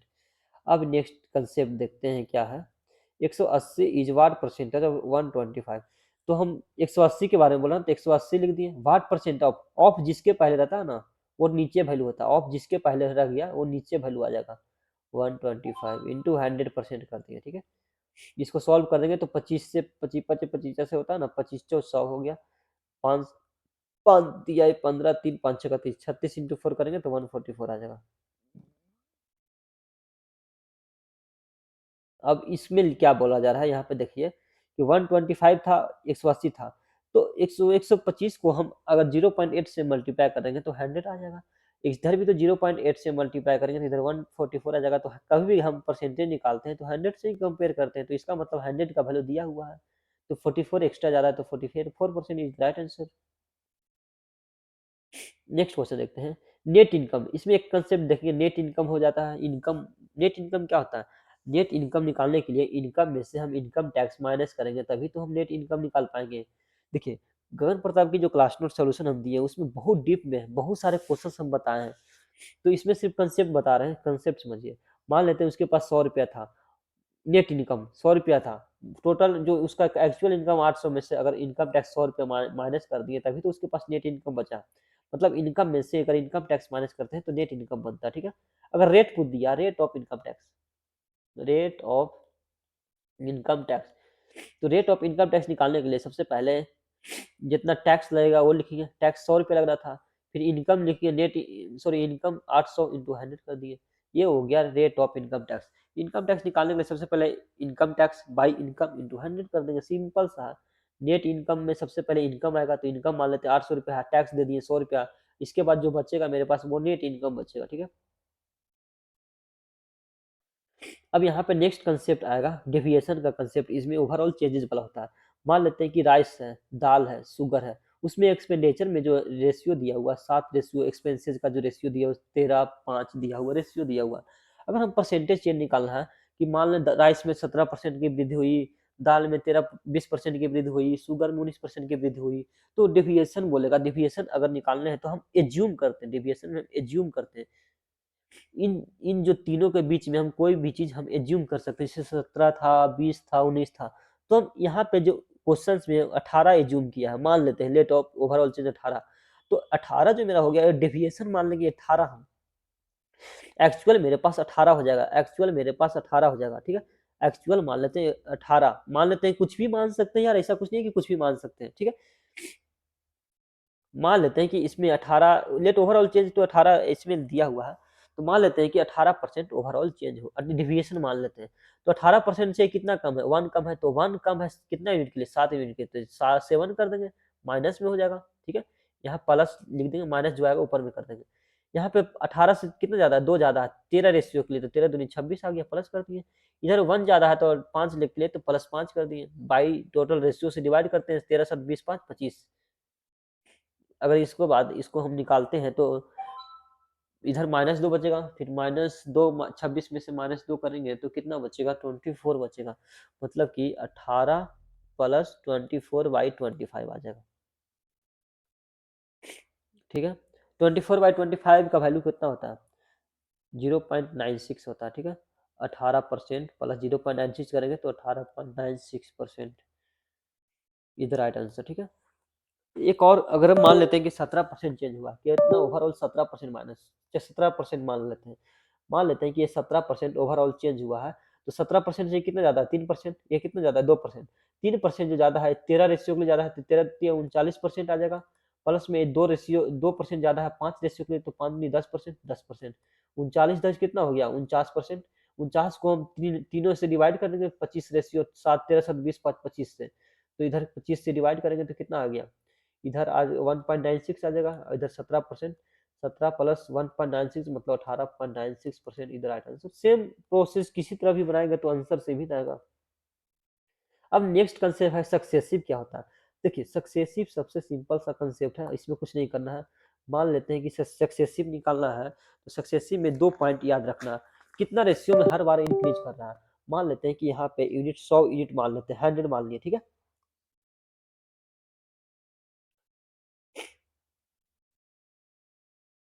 यार सक्सेसिव कहाँ गया,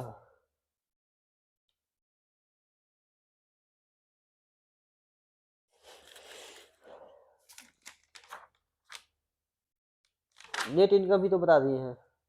एक कंसेप्ट आप लोग को छूटा है, वो कौन सा कंसेप्ट छूटा है वो भी अभी बताने वाला है। एक एक पूरा कंसेप्ट ही हम गायब कर दिए हैं, अब तो गायब नहीं हुआ है। अच्छा अभी बताते हैं वो कंसेप्ट जो गायब किए हैं, कौन सा कंसेप्ट हम गायब किए हैं वो बताते हैं। पूरा एक चैप्टर का कंसेप्ट गायब हुआ, रुको उसको भी बताते हैं। मान लेते हैं कि 100 था, 20% इंक्रीज किए यहाँ पे 20%, तो 100 का 20% इंक्रीज करेंगे तो कितना होगा, 20 इंक्रीज होगा, अब हो जाएगा 120 आ जाएगा, 120 ही तो आएगा। अब 120 में मान लेते हैं कि 30% इंक्रीज कर रहे हैं, 30%, तो एक मिनट इंक्रीज 30% इंक्रीज कर रहे हैं, 120 का अगर 30% निकालेंगे तो कितना आएगा, 30%, 12×36 मतलब 36 आएगा। अब 120 में 30% इंक्रीज किए तो अब टोटल ओवरऑल कितना हो गया, 120 प्लस 36 मतलब कि 156, इतना यूनिट आ गया। अगर इसके आगे भी चेंज करते जाए कोई फर्क नहीं पड़ता है। मान लेते हैं कि आगे हम चेंज किए, आगे हम चेंज नहीं करते, बस इतना ही, दो ही बार चेंज किए, 2 बार सक्सेसिवली है। अब ओवरऑल परसेंटेज पूछेगा कि कितना बढ़ा घटा, यूनिट पहले 100 था, 100 से 156 हुआ, मतलब 56% इंक्रीज किया, ये होता है सक्सेसिव, याद रखना है। अगर इसके आगे भी हम ले सकते हैं, लेकिन हम सबसे पहले जो कंसेप्ट हम छोड़े हैं उसको पहले हम समझते हैं। कौन सा कंसेप्ट हम छोड़े हैं, स्केलिंग फैक्टर वगैरह जो था हम वो छोड़ दिए, उसको हम फिर से करते हैं। देखिए स्केलिंग फैक्टर क्या होता है,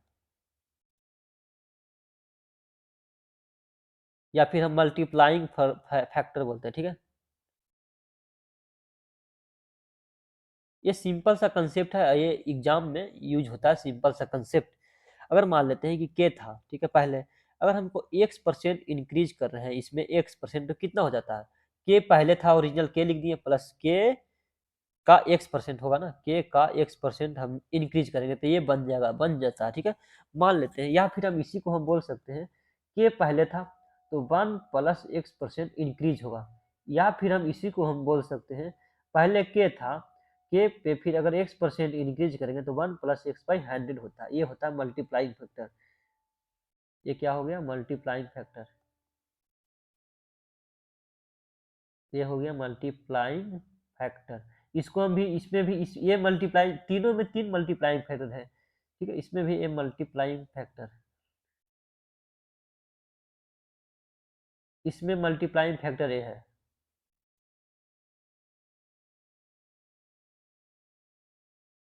हो गया, तीनों में मल्टीप्लाइंग फैक्टर पता कर लिए।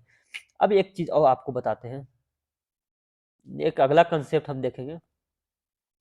मान लेते हैं कि एक इनिशियल होता है, उसके बाद एक फाइनल होता है।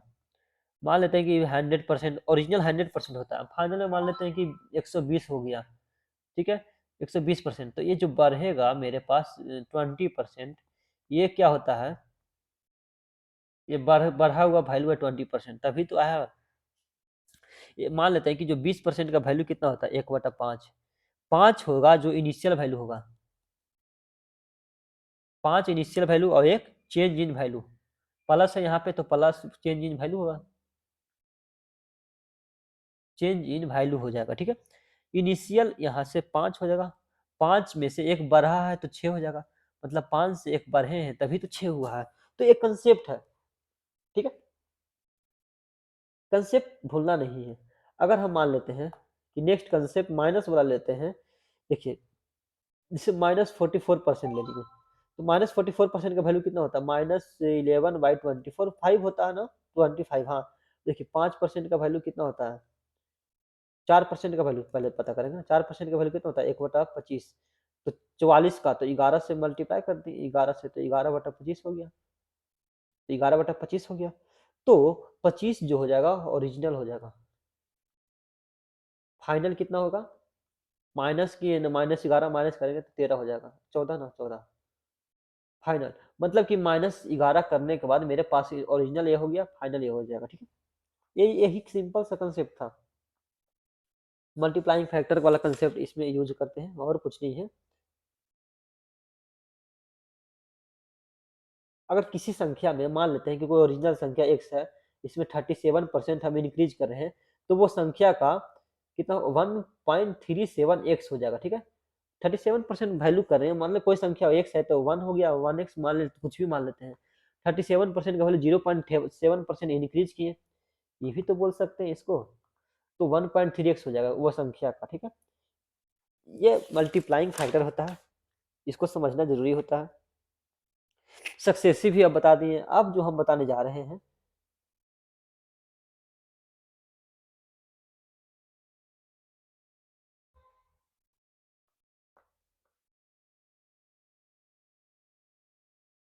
हाँ, अब जो हम बताने जा रहे हैं नेक्स्ट क्वेश्चन से, हाँ, सेकेंड मेथड, ये तो देखिए सक्सेसिव निकालने का दूसरा मेथड क्या है वो देखेंगे। इनिशियल मान लेते हैं 100 था, 100 से 12% वृद्धि हुआ, तो मतलब कि 1.2 बढ़ गया, तो 1.2 बढ़ेगा, फिर उसके बाद 1.3 बढ़ा दिए हैं, पहले 20% था ना, 20% में 1.2 बढ़ेगा, फिर 30% में 1.3 बढ़ेगा, तो फिर उसके बाद फिर बढ़ा रहे हैं अगर 20%, तो 0.5 बढ़ेगा, ठीक है। तो इस प्रकार से हम 50% बढ़ा रहे हैं, सॉरी 50% का वैल्यू 0.5 होता है, ठीक है। तो इस प्रकार से हम बढ़ाएंगे तो ओरिजिनल हो गया 100, फिर 78% इसको मल्टीप्लाई करने के बाद आ गया, मतलब कि 22% का डिक्रीजमेंट हुआ, ये है। गगन प्रताप जो सर में क्लास नोट्स अभी हम करवाएंगे उसमें पूरा डीप में है, तो आप लोग इसको अगर नहीं देखना चाहते हैं तो पूरा परसेंटेज 12 घंटा का लेक्चर है, 12 आवर्स, 14 घंटा का है, 14 आवर्स का पूरा लेक्चर है, वो जाके देख सकते हैं, कोई दिक्कत नहीं है।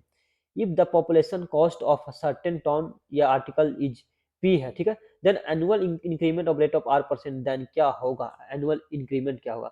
मान लेते हैं कि टी पर्स के बाद पॉपुलेशन कॉस्ट कितना निकालना, मान लेते हैं ओरिजिनल पहले पी था ना पॉपुलेशन, उसके बाद पी में से R% के हिसाब से बढ़ रहा था, मतलब कि हम पहले बताए थे R% से बढ़ रहा था, 1/R/100 कर देंगे, टाइम टी था तो टी ईयर लिख देंगे, ओरिजिनल पी था 1+r/100 कर दिए, टी ओरिजिनल बढ़ा तो टी लिख दिए। मतलब क्या होगा, P into R by P into 1+r/100 का पावर टी जाएगा। अगर बिफोर पूछेगा तो डिवाइड करेंगे। देखिए बिफोर टी ईयर्स पॉपुलेशन या कॉस्ट, बिफोर पूछेगा तो हम मल्टी डिवाइड करते हैं, पी हो गया ओरिजिनल, फिर बिफोर पूछ रहा है तो 1+r/100 का पावर टी करेंगे। ठीक है,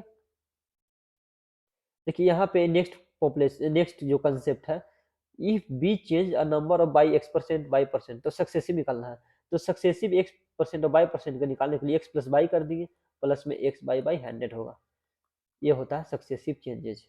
ठीक है, अब नेक्स्ट कंसेप्ट देखते हैं कि तीसरा कंसेप्ट ये है कि if the population of a town या cost of article is P है, डिक्रीजेज या reduces at the rate of r% के एनुअली डिक्रीजेज कर रहा है। तो मान लेते हैं कि पहला पी था, फिर r% के हिसाब से डिक्रीजेज कर रहा है, तो अब तक टी ईयर्स बाद पॉपुलेशन क्या होगा, तो पी ओरिजिनल था, तो पी था ओरिजिनल, डिक्रीजेज कर रहा है तो 1 माइनस आर के हिसाब से डिक्रीजेज कर रहा है ना, तो 1/r/100 कर देंगे। ठीक है, यही होता है मल्टीप्लाइंग फैक्टर, अभी हम बताए मल्टीप्लाइंग फैक्टर। ठीक है, तो r/100 अब टी टाइम के लिए हो रहा है तो टी से टी को पावर में रखेंगे। ठीक है, ये होता है मल्टीप्लाइंग फैक्टर। अगर बिफोर इसमें भी पूछेगा तो सेम है, बिफोर पूछ देगा तो पी को डिवाइड, पी से डिवाइड कर देंगे, सेम कंसेप्ट, यही कंसेप्ट तो है। अगर देखिए 3 साल का सक्सेसिव चेंजेस दिया रहेगा, जैसे कि x%, y%, z%। ठीक है, मान लेते हैं कि x% प्लस में y% प्लस में z% हो जाएगा, फिर प्लस दो दो करके ले लेंगे, x बाई ले दिए, प्लस यहाँ पे बाई जेड ले लिए, प्लस में यहाँ जेड एस ले लेंगे, डिवाइड बाई 100 करेंगे। ठीक है, कितना करना है, डिवाइड बाई 100। उसके बाद लास्ट में जो हम लेते हैं एक्स बाई जेड लिखते हैं, एक्स बाई जेड ले लिए, नीचे में 10,000 से डिवाइड करेंगे, जिससे पहले 2 शून्य था ना, तो 2 शून्य और बढ़ा देना है, 2 शून्य और बढ़ा दिए, इतना परसेंटेज चेंज होगा। ठीक है, कितना चेंज होगा, इतना चेंज होता है। तो एक ये सारे कंसेप्ट जरूरी है याद रखने के लिए। ठीक है, अब नेक्स्ट देखते हैं, कंसेप्ट किंग में तो ऐसा कुछ नहीं है ज्यादा पढ़ने के लिए। अब नोट्स पढ़िएगा तो क्लास नोट देखिए, पहले कंसेप्ट किंग देख लीजिए, उसके बाद क्लास नोट देख लीजिए, बस इतना काफी है। नेक्स्ट देखते हैं, नेक्स्ट कंसेप्ट हम देखेंगे। मान लेते हैं कि the present population of a town is p%, p है, and the population increases the case of decreases फिर r%, r1 r2 r3 के हिसाब से डिक्रीजेज कर रहा है, इंक्रीजेज भी कर रहा है। ठीक है, पहले इंक्रीज कर रहा, डिक्रीज कर रहा, r1%, r2%, r3%, first second and third year respectively बोल रहा है। तो बोल रहा है कि then the population turn after 3 साल के बाद पॉपुलेशन क्या होगा। यहाँ पे इंक्रीजेज या डिक्रीजेज कहीं भी बोल दे तो प्लस माइनस लेकर चलेंगे। अगर इंक्रीज करेगा तो प्लस बोलेंगे, जैसे मान लेते हैं पहले पॉपुलेशन पी था तो 1+r1/100 कर देंगे, फिर 1+r2/100, 1 प्लस माइनस r3/100 करेंगे। ठीक है, अगर प्लस करेंगे, अगर इंक्रीज करेगा तो प्लस करेंगे, अगर इंक्रीज करेगा तो पॉपुलेशन तो प्लस करेंगे, अगर डिक्रीज करेगा तो माइनस कर देंगे, सिंपल सा कंसेप्ट है। ठीक है, द एवर फार्मूला में भी extended the number of years में, अगर 3 साल है तो 3 बार लिखेंगे, 4 साल है तो 4 बार लिखेंगे, 5 साल है तो 5 बार लिखेंगे, एक्सटेंडेड होते रहेगा। ठीक है,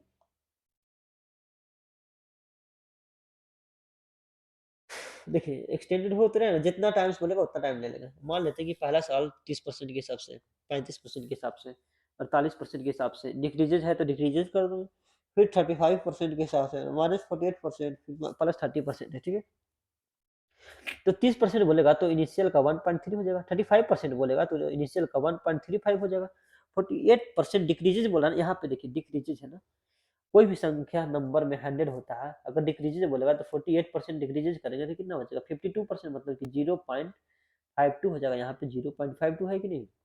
बस दूसरा नंबर में देखिए, दूसरा बार 35% इंक्रीज करा है ना, तो इनिशियल का हो जाएगा 0.35, मतलब इंक्रीज करेगा तो 1 पॉइंट हो जाएगा 35, पहला में 1.35 हो जाएगा यार,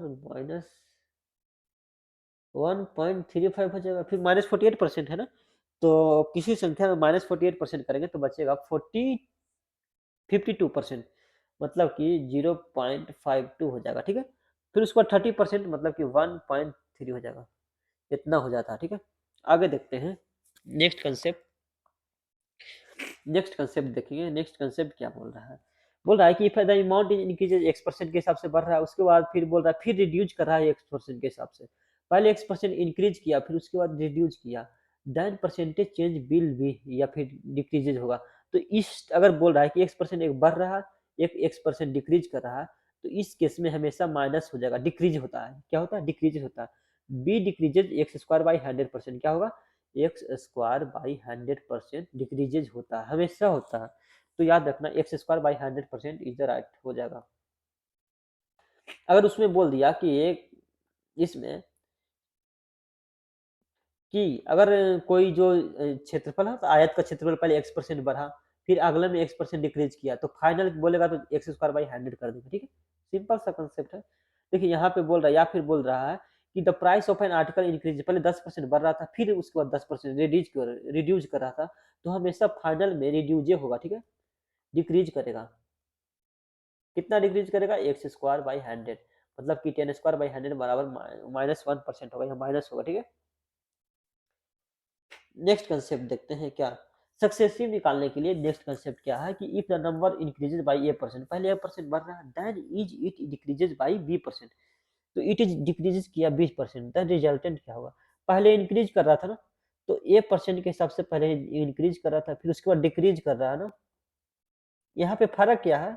वहां पे सेम था, एक्स एक्स था इसमें, लेकिन ए बी है। उसमें एक्स एक्स था, इसीलिए हो गया था एक्स स्क्वायर बाई 100। इसमें ए बी है ना, तो सबसे पहले ए प्लस करेगा तो प्लस ए कर दिए, फिर माइनस ए कर दिए, फिर माइनस ये प्लस प्लस कर दिए, minus A into A by minus A into B है ना। एक बार समझिए, फिर प्लस दे दिए, फिर plus A minus into minus B by 100, ऐसे बनता है। फिर यहाँ से माइनस करेंगे तो ए माइनस बी हो जाता है, फिर ए बी आ जाएगा, यहाँ पे माइनस हो जाएगा, माइनस ए बी बाई 100। ठीक है, तो यहाँ पे डायरेक्ट फॉर्मूला आप याद रखिए, A minus B minus A B by 100, ये फॉर्मूला डायरेक्ट आपको याद रखनी है।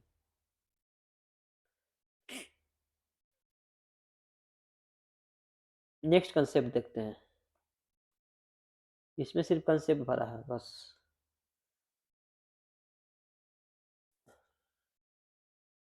ये देख लेना, A minus B minus A B by 100%, negative for decreases या पॉजिटिव फॉर इंक्रीजेज। ठीक है, निगेटिव करने हैं डिक्रीजेज के लिए, अगर पॉजिटिव आता है तो प्लस करना है। ठीक है, नेक्स्ट देखते हैं।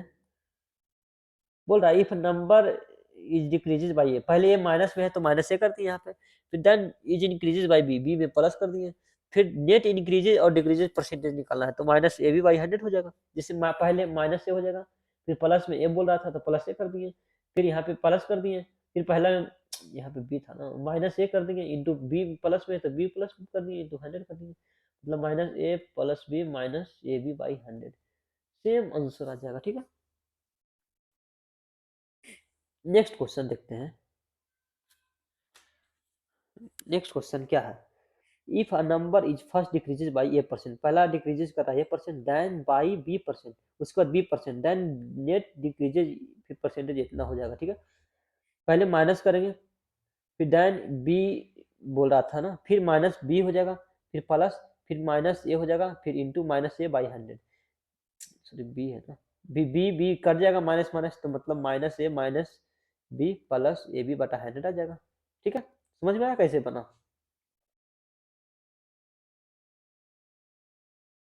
If a number is first increases by a%, ठीक है, then again increases by b%, पहले a% बढ़ा तो a% बढ़ा दिए, फिर b% भी बढ़ा, फिर उसके बाद ए बी बाई 100 कर दिए, मतलब इसमें प्लस ही हो जाएगा, a plus B plus A B by 100। ठीक है, नेक्स्ट देखते हैं, if the cost of an article is increases by a%, ठीक है, then how be to decrease the consumption of article, so expenditure remains same is given. ठीक है, तो इस टाइप के क्वेश्चन में, इस टाइप के क्वेश्चन बकवास है, ये कंसेप्ट इसमें यूज करने लायक है नहीं। ठीक है, तो इस टाइप के क्वेश्चन में ये सब कंसेप्ट मत यूज किया कीजिए। डायरेक्ट हम क्वेश्चंस अगर रहता है तो डायरेक्ट क्वेश्चंस बनाया कीजिए, क्या कीजिए कीजिए क्वेश्चंस। ठीक है, अगर आप इस तरीका से बनाइएगा तो फिर तो हो गया, लफड़ा लग जाएगा। मान लेते हैं कि उसका, देखिए बोल रहा है the cost of an article increases by A percent. मान लेते हैं कि इसको अब बनाएंगे कैसे, अगर ये कंसेप्ट हम यूज नहीं करेंगे, ये कंसेप्ट तो आप भूल सकते हैं, ठीक है। ये कंसेप्ट बकवास का कुछ इसमें, ये बाकी जितना था तो हम बता दिए, ठीक है। अब इस टाइप के कंसेप्ट में हम ये यूज नहीं करेंगे, ये वाला फॉर्मूला, दिमाग खराब हो जाएगा। कैसे आप कीजिएगा, ये फॉर्मूला कितना यूज कीजिएगा, नहीं, फॉर्मूला से सारे क्वेश्चन नहीं बनते हैं, कंसेप्ट होना चाहिए। If the cost of an article increase by A percent, मान लेते हैं कि पहले 100 रुपया था, ठीक है, इंक्रीज किया ए परसेंट, मान लेते हैं कि 10%, एक की जगह पर मान लेते हैं कि 110 हो जाएगा, ठीक है। Then how much decreases the consumption. देखिए इस टाइप के क्वेश्चन सॉल्व करने के लिए सबसे पहले कंजम्पशन डिक्रीज बोल रहा है, तो यहाँ से कितना डिक्रीज कर रहा है, यहाँ से देखिए, देखिए देखिए कितना डिक्रीज कर, 10 डिक्रीज कर रहा है, तो 10 कर दीजिए, कहाँ से, तो 110 से, बता 110 कर देंगे इंटू 100, ये आंसर हो जाएगा, ठीक है। तो अगर इसमें अगर नहीं समझ में आया तो इस तरीका से आप बनाइएगा, क्योंकि क्लास नोट्स में इस तरीका से बनाया ना कि ये फार्मूला, क्लास नोट्स में कोई फार्मूला यूज नहीं किया गया है, तो आप ये तरीका अपनाया कीजिए। जैसे यहाँ पे बोला है कि the income of a man A percent more than the another man, मान लेते हैं कि पहले ये जो है ए परसेंट मोर था, मतलब एक की जगह पर 10%, 110 मोर देन है, then the income of another man is less than, ये जो है कितना लेस देन है, यहाँ देखिए तो ये कितना लेस देन है, यहाँ पे देखिए 10 लेस देन है, कितना से लेस देन है, तो 110 से इंटू 100, मतलब कि 1/11 का वैल्यू निकालना, ठीक है। 1/11 कितना होता है, 9.09, इतना परसेंट इज राइट आंसर। तो इस सब घड़ी फार्मूला नहीं देखना है, कहीं कहीं फार्मूला से भूल जाइएगा, लेकिन कंसेप्ट नहीं भूल पाइएगा। If the cost of an article decreases by A percent, मान लेते हैं कि 100 रुपया पहले था, डिक्रीजेज किया 10%, ए परसेंट की जगह पे, तो कितना हो जाएगा, 90 हो जाएगा। Then net increases the its consumption to maintain the, देखिए कितना इंक्रीज करना पड़ेगा, यहाँ से देखिए 10 इंक्रीज करना पड़ेगा, कितना से, 90 बाई इंटू 100 कर देंगे, 1/9, 1/9 का वैल्यू कितना होता है, 11/9%, ठीक है।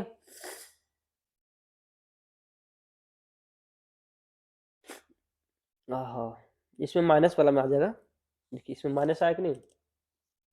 तो हम क्लास नोट्स में जो लिखा हुआ है वो उस तरीका से बनाइए ना कि इस तरीका से। हम आपको पहले ही बताएं, क्लास नोट्स में वो सबसे बेस्ट है, ये बेस्ट नहीं है। जो जो ये इसमें फॉर्मूला दिया हुआ ये सबसे बेस्ट नहीं बोल सकते, क्लास नोट्स गगन सर का वो सबसे बेस्ट है, ठीक है। ये तो बता दिए। बोल रहा है if the length of an rectangle is increase by A percent, then breath increases by B percent, then area कितना इंक्रीज होगा। देखिए दोनों में इंक्रीज बोला ना, तो ए करेंगे प्लस ए इंटू ए बटा 100, ए और बी है ना, तो बी कर देंगे यहाँ पे, ठीक है। तो ए प्लस बी आ जाएगा, प्लस ए बी बाई 100 आ जाएगा।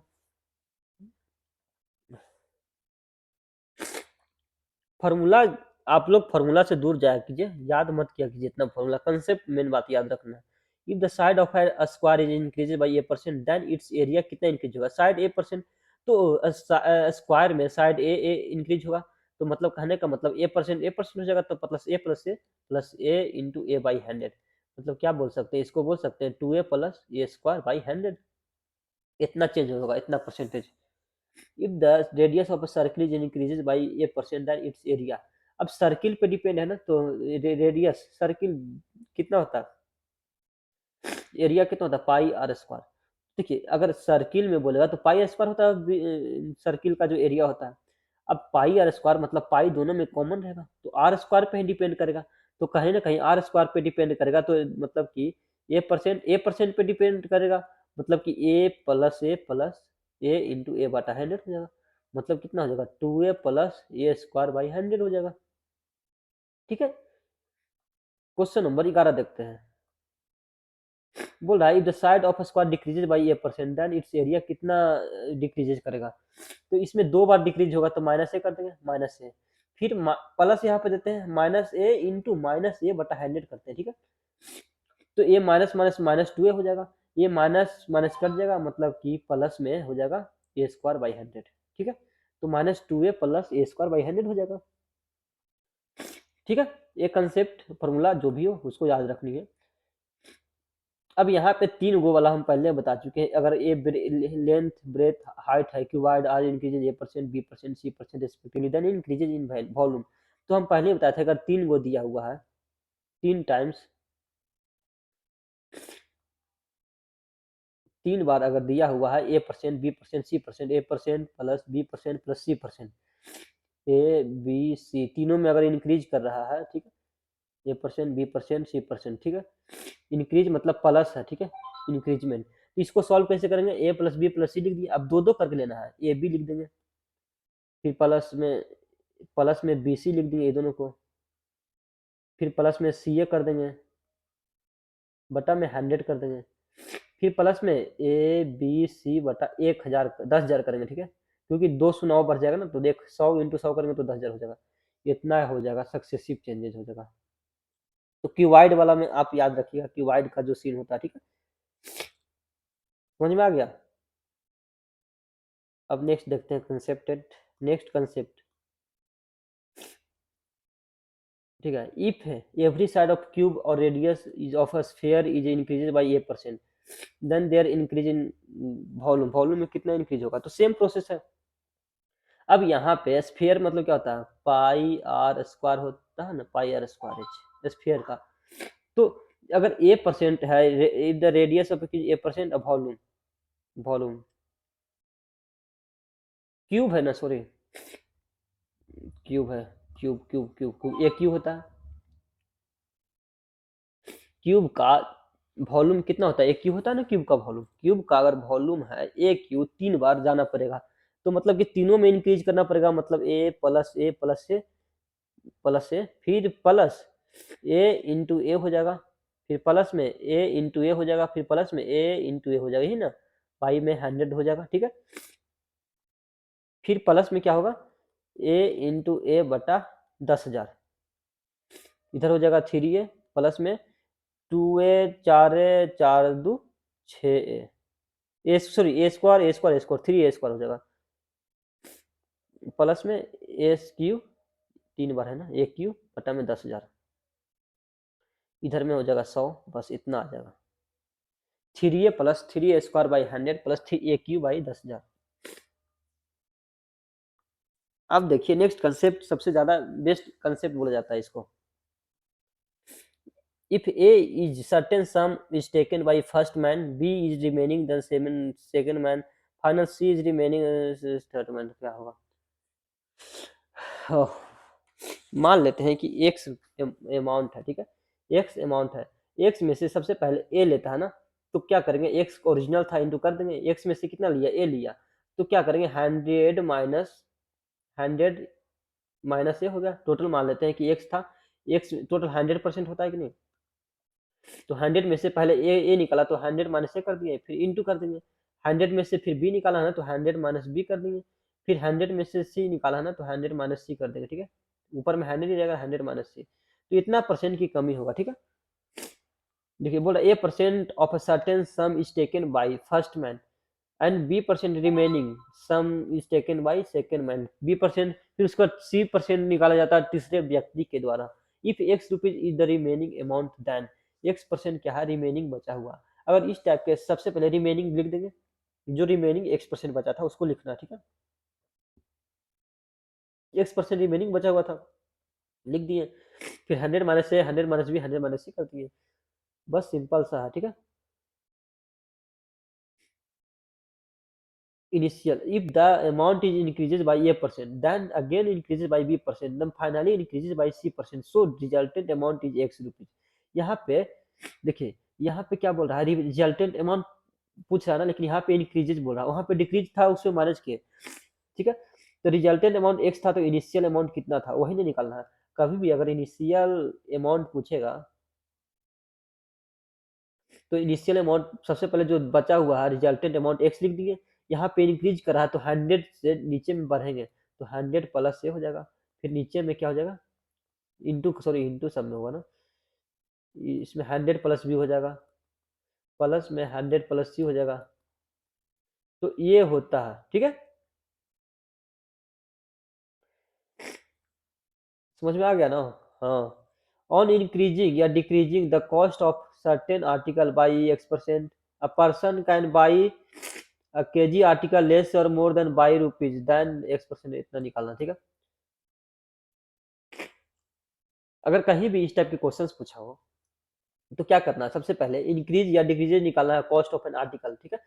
तो सबसे पहले क्या बोला था यहाँ पे, ऑन इंक्रीजिंग या decreasing the cost of an certain article by X% increase by can इतना kg less than more than, हाँ कहीं अगर इतना केजी मतलब कि 1 केजी लेस देन या मोर देन निकालने की बात आता हो तो सबसे पहले एक्स बाई को हम मल्टीप्लाई कर देते हैं, क्या करना, एक्स इंटू बाई से मल्टीप्लाई कर देंगे, बटन 100 इंटू ए कर देंगे, ठीक है।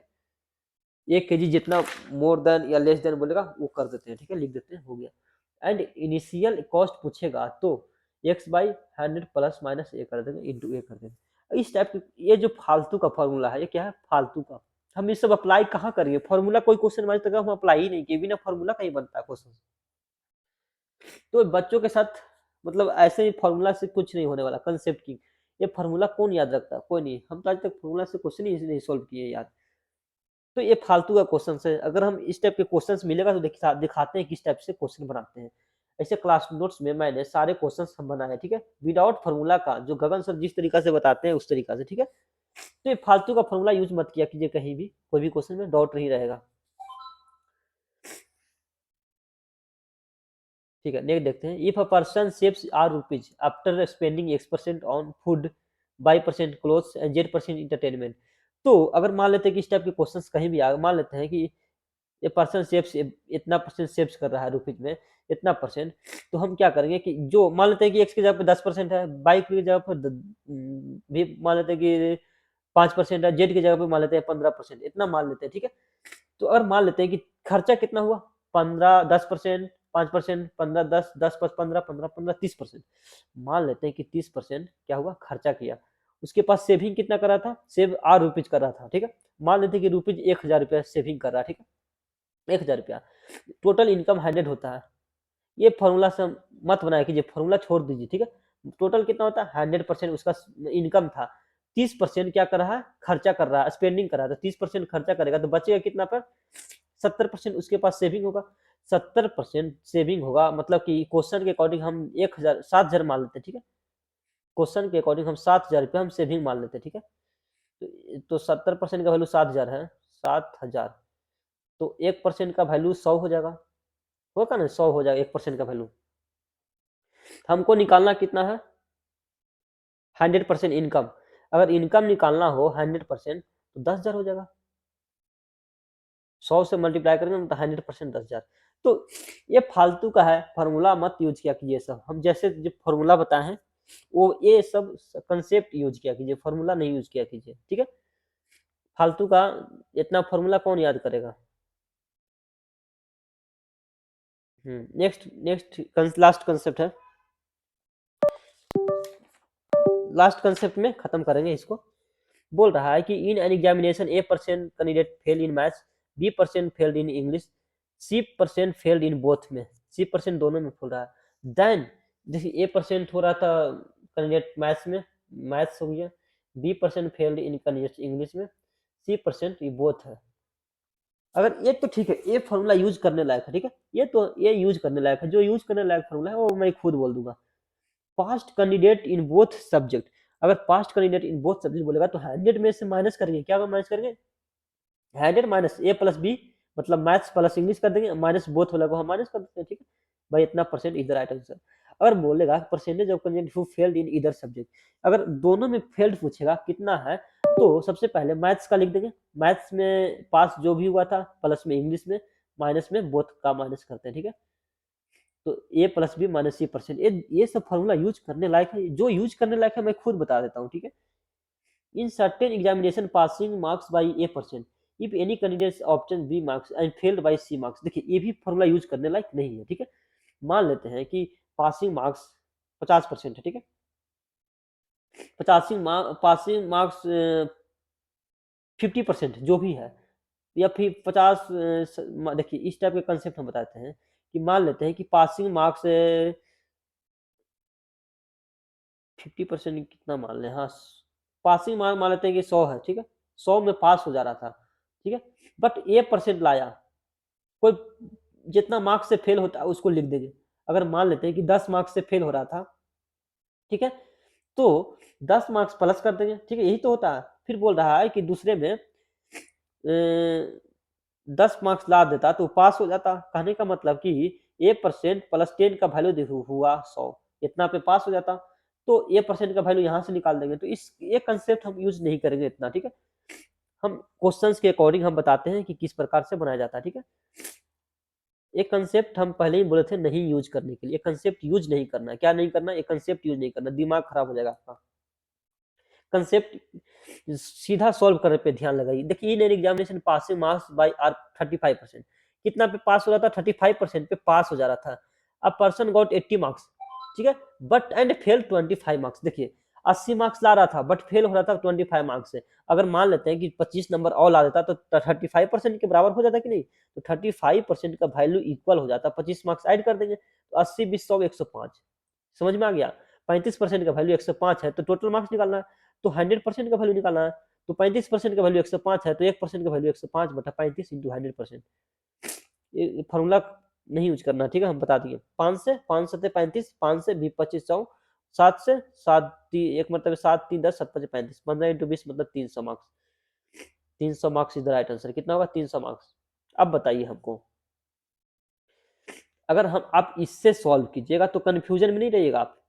इस फॉर्मूला से सॉल्व कीजिएगा तो कंफ्यूजन में रहेगा, तो फॉर्मूला ही नहीं यूज करना। 300 marks is the right answer. ये कंसेप्ट याद रखना है। कोई कोई फॉर्मूला यूज नहीं करना है, उसमें कंसेप्ट जो जो यूज नहीं करने रहेगा वो हम बता देंगे आप लोग को पहले ही, ठीक है।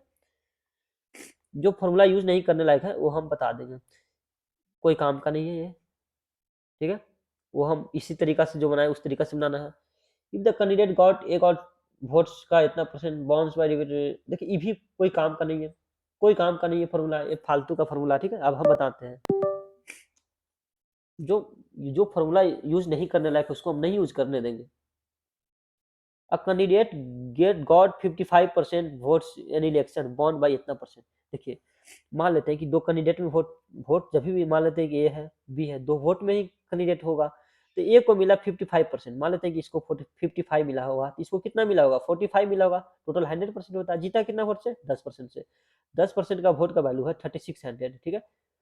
1% का वैल्यू निकल जाएगा 360। 100% का टोटल नंबर ऑफ वोट 100% होता है। तो मतलब कि 360 इंटू 100 कर देंगे तो कितना होगा? 36,000। 36,000 इधर राइट आंसर। देखिए यहाँ पे 36,000 होगा आंसर। इसमें फॉर्मूला यूज नहीं करना, ठीक है। इसमें कंफ्यूज हो जाएगा। फॉर्मूला कितना यूज करना है? फॉर्मूला बताइए। अब यहाँ पे देखिए ये भी फॉर्मूला यूज नहीं करना है। Price of an article reduces by 10%। देखिए मान लेते हैं कि 100 रुपये पहले था प्राइस, अब रिड्यूस हो गया, कितना हो गया? 90 हो गया। बोल रहा है कि buyer gets 8 kg more than 308 रुपये में।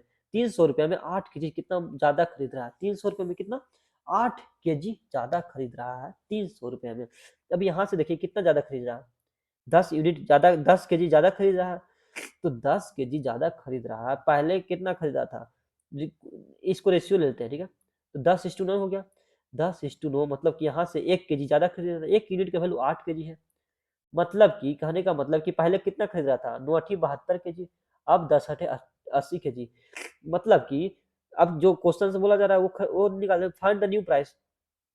न्यू प्राइस निकाला है ना। तो 300 में अगर हम डिवाइड करेंगे 80 से, ठीक है, तो ये हो जाएगा ओरिजिनल जो न्यू प्राइस हो जाएगा, ठीक है।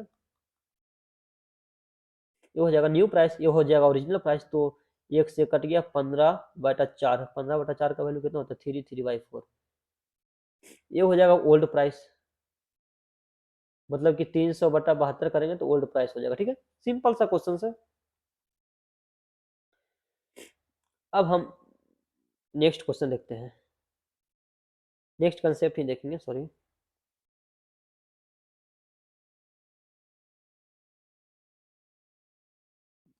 नेक्स्ट कंसेप्ट क्या देखेंगे? If the two numbers are respectively x% और y% less than the third number. देखिए मान लेते हैं कि x% की जगह पे 10% है, y की जगह पे 20% है।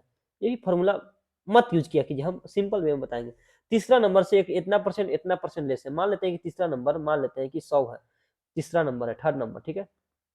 तीसरा नंबर है तो पहला नंबर कितना हो जाएगा? 10% कम। 10% कम मतलब कि 90। उसके बाद एक और नंबर कितना हो जाएगा? दूसरा नंबर 20% कम है तो 100 में से 20 कम तो 80 हो जाएगा। तो ये रेशियो ले लेंगे, कितना निकल जाएगा? 10:9:8। ये रेशियो हो जाएगा। ये तीसरा नंबर हो गया, ये पहला नंबर मान लेते हैं, ये दूसरा नंबर हो गया, ठीक है। ये यूज नहीं करना फॉर्मूला, टाइम वेस्ट हो जाएगा आपका। उसके बाद बोला two numbers are respectively x% and y% more than the third number. इसमें मोर देन बोल दिया है ना, तो इसको हटा दीजिए। ठीक है, मोर देन मान लेते हैं कि x% की जगह पे 5% है, y की जगह पर 10% है, तो तीसरा नंबर से मोर देन है ना, तो तीसरा नंबर मान लेते हैं कि 100 है, तो एगो हो जाएगा 105, एगो हो जाएगा 110।